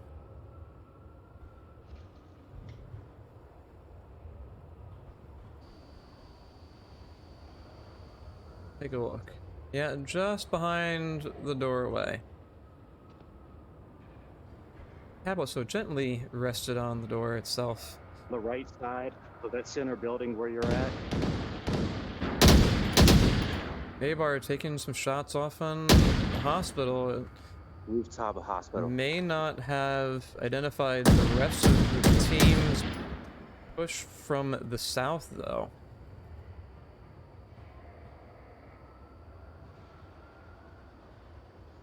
No bullets were connecting between each other, it seems there, but all lasers are now trained in that area. I seen him run through that door. You almost had him.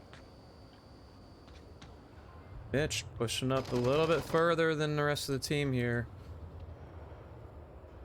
May run into Riggs. Back into the fuselage is just out of range there. Code looking for another pick. Visceral taking out Placencia from that rooftop as all these smokes ring out. And 1, 2, 3, one was placed well. All these smokes are going to start appearing in visibility, but not for the actual uplink itself, except for one.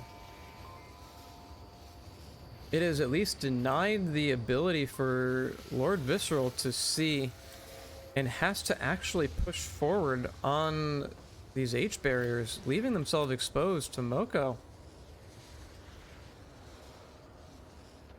Guayo may do this peek. Indeed they do. Only the wing. Right to the east of Code's location. only a down. That intel is going to be very, very valuable. They are not going to get that confirmation kill in time. 2v2 WCO in LatinForce. 1 minute remaining. Later angle still being held, at least on one angle. Abar going for the revive. May run into Moko depending on the next few seconds here. 50 seconds remaining. Both of these LatinForce members are going to have to start pushing hard.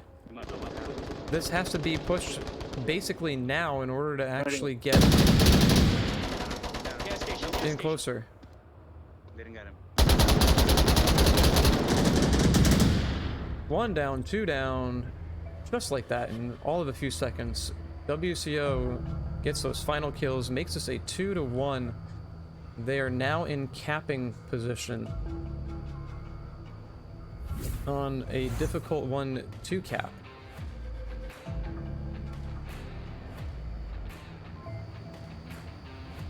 Very well strategized on LatinForce's part. I think the only issue they had was the fact that Valdepenas had pushed a little bit too fast to match the pace of the rest of the team, and obviously didn't check that corner, which is very, very common for somebody to hang out in, while also being loud. If they did end up taking out Riggs and getting control of that building on that floor, they would have at least been able to see 2 more members of WCO very, very clearly. So that was a critical loss for LatinForce, due to the... basically just came down to mistiming and coordination. Just getting too close to the uplink too fast compared to the rest of the team, who was taking it very, very slow, and really waiting to try to get some more picks off.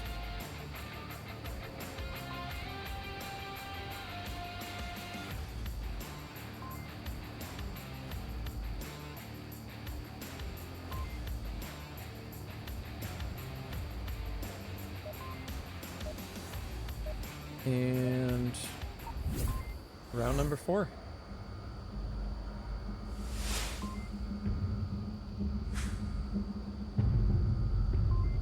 So with LatinForce now in the same position with quick spawn as the concern, the unknown concern so far, this is going to potentially play out a little bit quicker and more dangerous right up front. Looking for the street here. Nobody is watching, it looks like.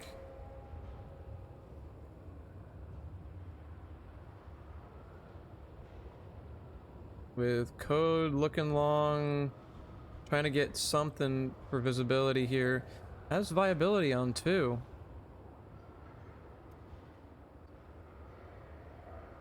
With this hollow site and them being tucked in, they are not going to get identified here.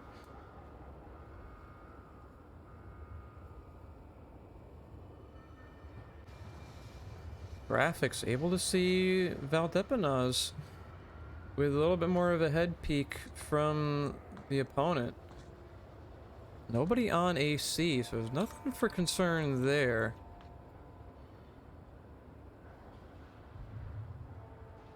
And looks like this confrontation is not going to happen for a little bit longer with Valdepenas on the backside of the building. Potentially able to see A-Bar, who has pushed significantly forward compared to the rest of the team. This might have been a call out for quick spawn here. Or taking a shot, which would be very wise considering it is a greater value of intel. Let's make that call out.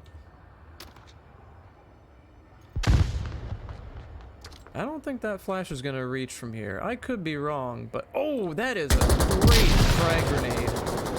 Very, very well done. Very well thrown. Graphics looking to get closer in over here. Not getting.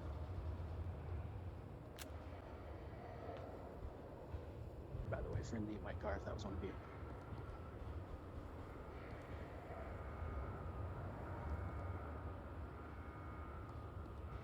Visceral may be able to see. It is not a friendly in the burning building. Rick's taking a bit of fall damage off that catwalk there. Copy.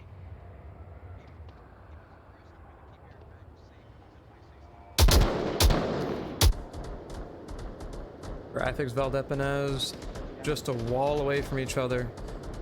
Clearly able to be here or be heard from the first floor there. Vocals spooking graphics a bit more here. Instead of looking at the first floor, still looking up.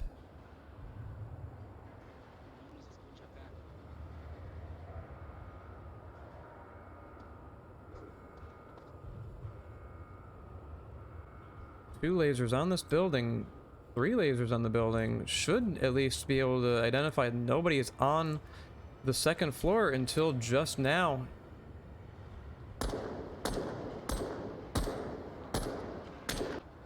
Few shots just to suppress. Riggs getting hit from the back of the stairs.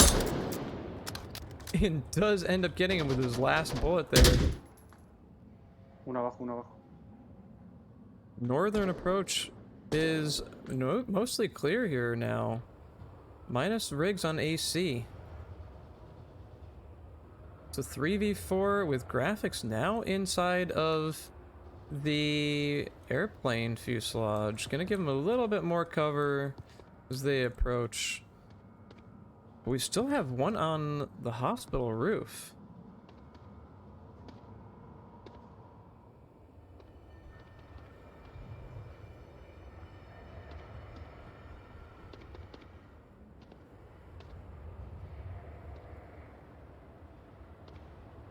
Still concerned about that burning building being occupied. It is currently not.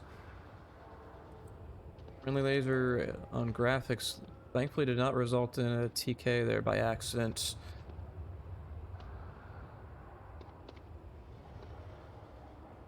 Let's take a look at how Mitch is set up. Nobody is sitting directly on uplink. So graphics, if they did throw a smoke and get in on this uplink safely, could make this a map decider. And that would be great for WCO to take the map here, as they have been pushing this very, very hard, working to get this cap at least plausible. No smoke's come out. Mitch looking for the kill. 35 seconds remaining, and Riggs gets taken out. Moving code all the way on hospital still. Gonna have to face Moko. Clearly charging in hard to get as much ground cover as they possibly could. Moko not looking the right way.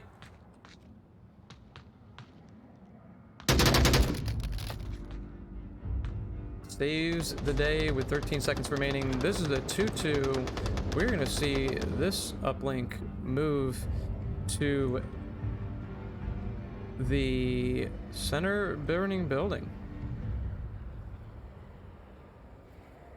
Oh, I'm wrong. I'm looking at the map incorrectly. It's gonna actually be in the south apartments.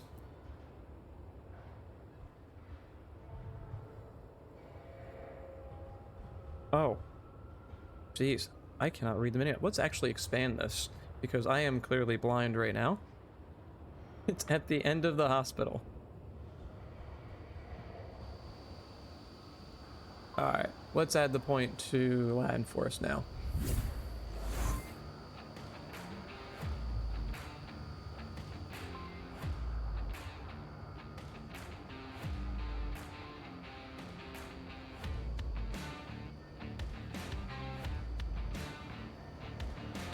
So LatinForce back in capping range on an uplink that, while not given a lot of cover except for the corner, is very easily covered with smoke.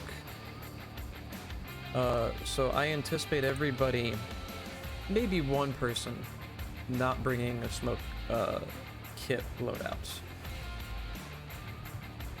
At the very least, they would have a frag grenade to clear out the immediate area here. While WCO, I would expect to have C4, maybe covering the approach in from the warehouse or something on the wall nearby. They do have a northern spawn, so it is going to be a little bit of time to get in here. Let's take a quick gander over at WCO, see how they hold this. Graphics taking this eastern approach here, looking out the window, not going to identify anything just yet. While WCO taking hospital with Force and Riggs looking for a northwestern approach. Not going to see anything just yet from this angle here. But Mitch fully charging in, well within the spacing, or well outside the spacing of the rest of the team. With an SA-80 is going to cause a little bit of chaos, while the rest of the team is going to get set up and in position in the setup phase here as they do approach a potential map win.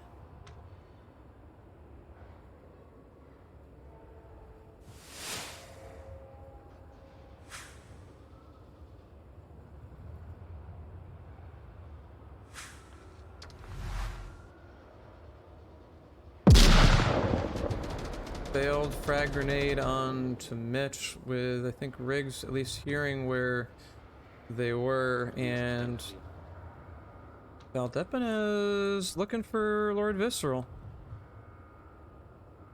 They stand back up. Oh, just in usual Onward fashion, a quick pull off of the target. A-bar might be able to get a visible... Wow! Very well thrown frag grenade. What a throw!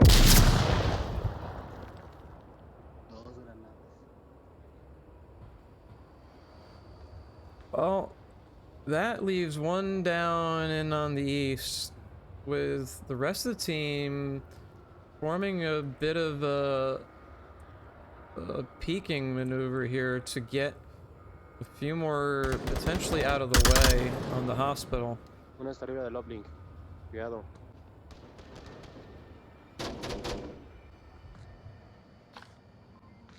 One on AC. One on roof AC. Code identifying And one on one AC and on the center burning building. Riggs looking for the kill. Does ultimately end in a trade. I traded. Revivable.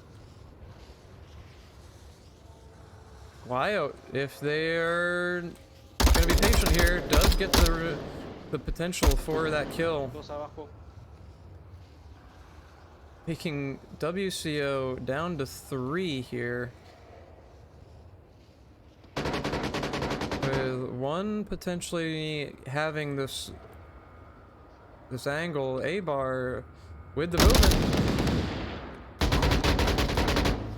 1, 2, and there we go. WCO picking up the win. Probably gonna see a trade here, and making this a 3-3. WCO is gonna have to really take their time removing LatinForce from around the uplink. While it seems like they have been sitting down and just watching their angles a little bit more patiently. Maybe the advantage that LatinForce is looking for, and WCO is going to have to deal with that effectively in order to make this a map 3 win.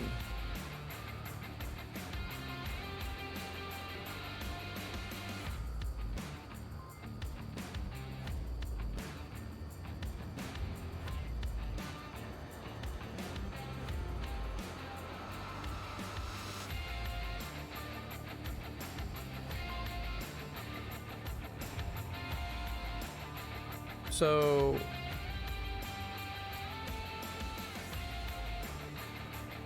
I'm gonna guess that somebody is gonna be on AC with a sniper rifle. We saw Riggs with one earlier, and having it 12 times may help in peeking through those windows and getting the final kills to allow the rest of the team to get in. But this street is going to be a good hard cross to make safe for the rest of WCO to get in on the uplink. Similar spawns. Let's see how WCO is going to take this approach. Code is being read out, so they are trying to go for a cap, at least keep it in mind. Lord Visceral looking for anything with that 249. Not gonna see anything just yet, but Valdepina is taking a very aggressive approach here in the center apartments. I don't know if Riggs and Graf are gonna be ready for this here. Graf on the other side of the building.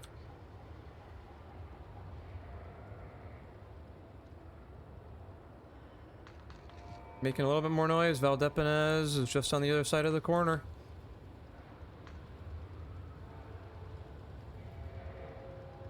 Riggs underneath will be able to hear this kill if uh-oh. Oh. A quick drop of the unpulled flashbang as it rolls away from them. Did distract enough to actually get that kill.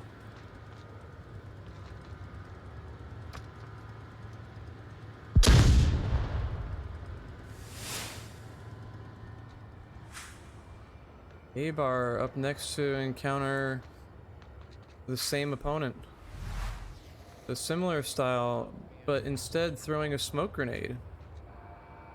Looks like they're gonna distract us and waste a utility from Valdepenas.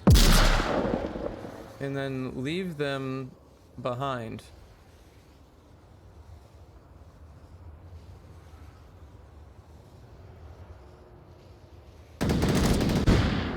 Uno menos, uno menos. Total of -2 there. With that call, then making it -3. Otro menos, otro menos.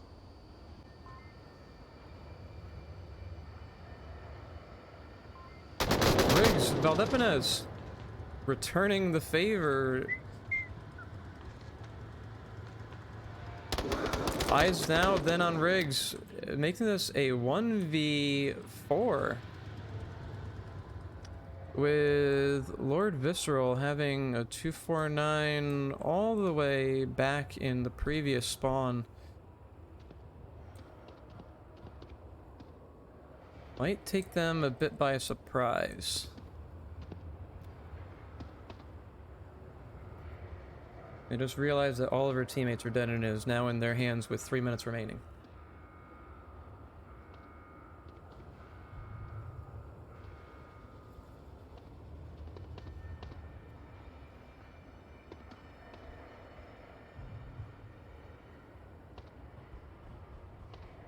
Mitch moving around. Gonna give Visceral's position away with some missed shots.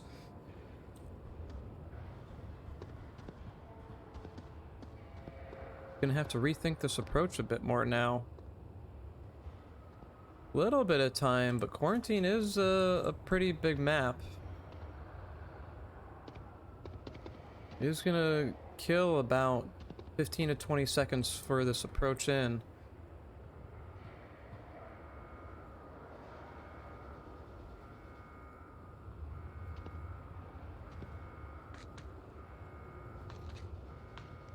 Clearly only a few seconds to check that angle with somebody still on the roof, not looking in the exact right spot at the appropriate time. Cynthia trading and WCO not able to grab this win makes us a 3-3 up with LatinForce on Marsoc.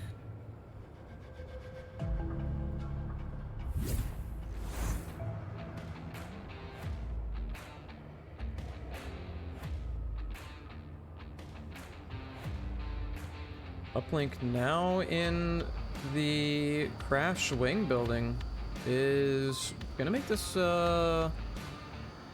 potential cap in my opinion because of the fact that you can cap on the broken part of the wall with sticking the tablet through, and I believe you can get it from the opposite side of the wall in the center as well.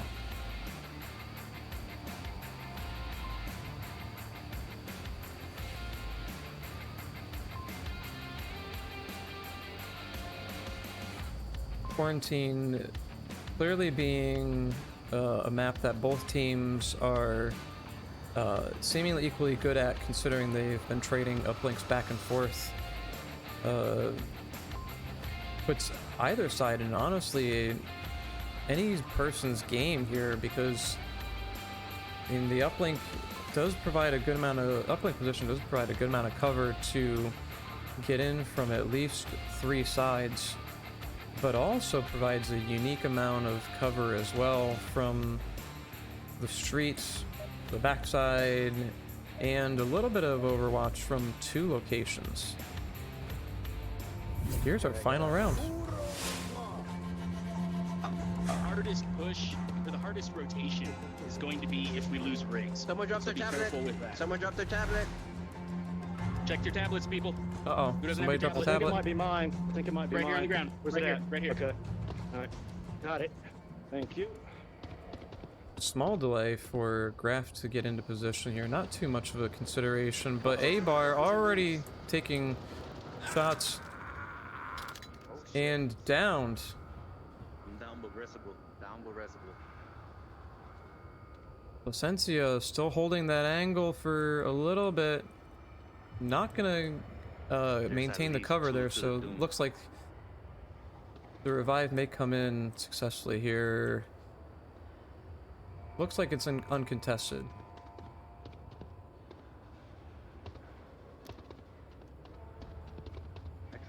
And LatinForce doing a 2-2-1 split with one going way around in the north. It looks like they may be holding up here for some coordination to allow that northern player to get into where they need to go. Which one is that? That is Mitch. Let's take a quick peek over here at Mitch. He is checking out the AC back to try to at least identify where somebody may be hiding. WCO down now by one player. Gives away the position for Guayout. And Riggs unable to make that connection. Gonna get the call out at least. And give their position away for the two attackers now in the north here. Very, very keenly aware of where they are.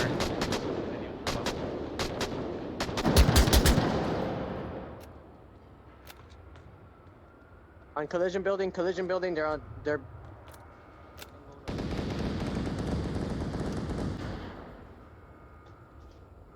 Looks like Valdepenez and Mitch, while they are almost on line, are going to cross underneath Riggs without much of a concern. Maybe get some footsteps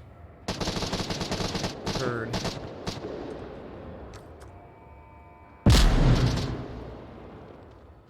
Clearing out this first floor, not going to be of much use. One down in collision. And it is now a 4v4.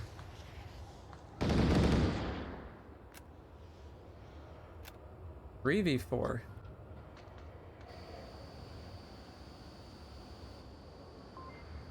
Placencia does have the overlooking area, but identified by Riggs.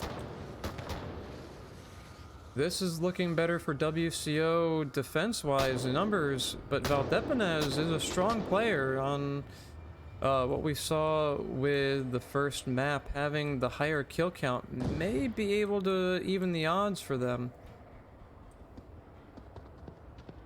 Also very far off the uplink and away from Moko is not going to give any chance of refrags.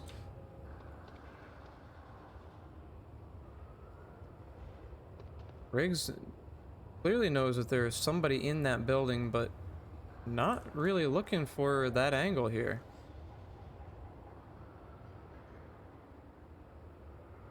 And of course, as I say that, they go and check the second floor.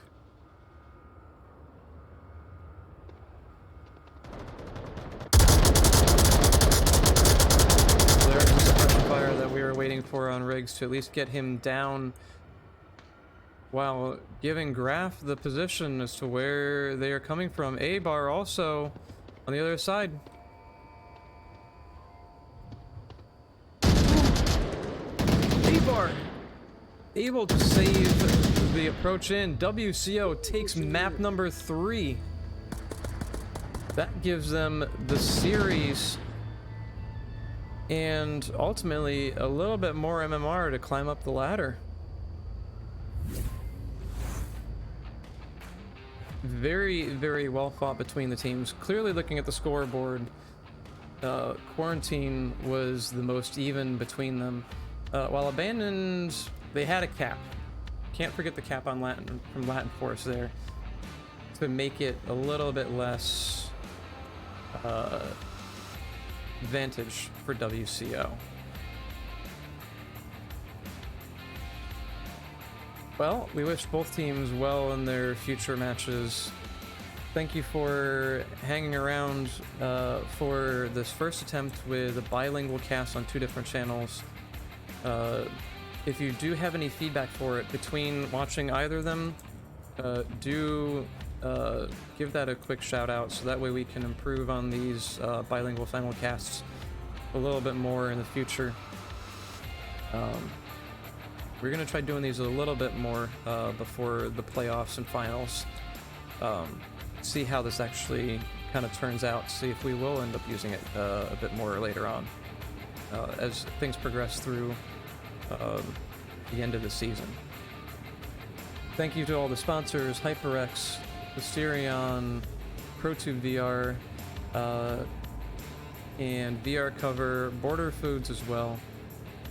The prize pool between the donations and the sponsors is now at just a little bit over $7,000 US in total prize and cash.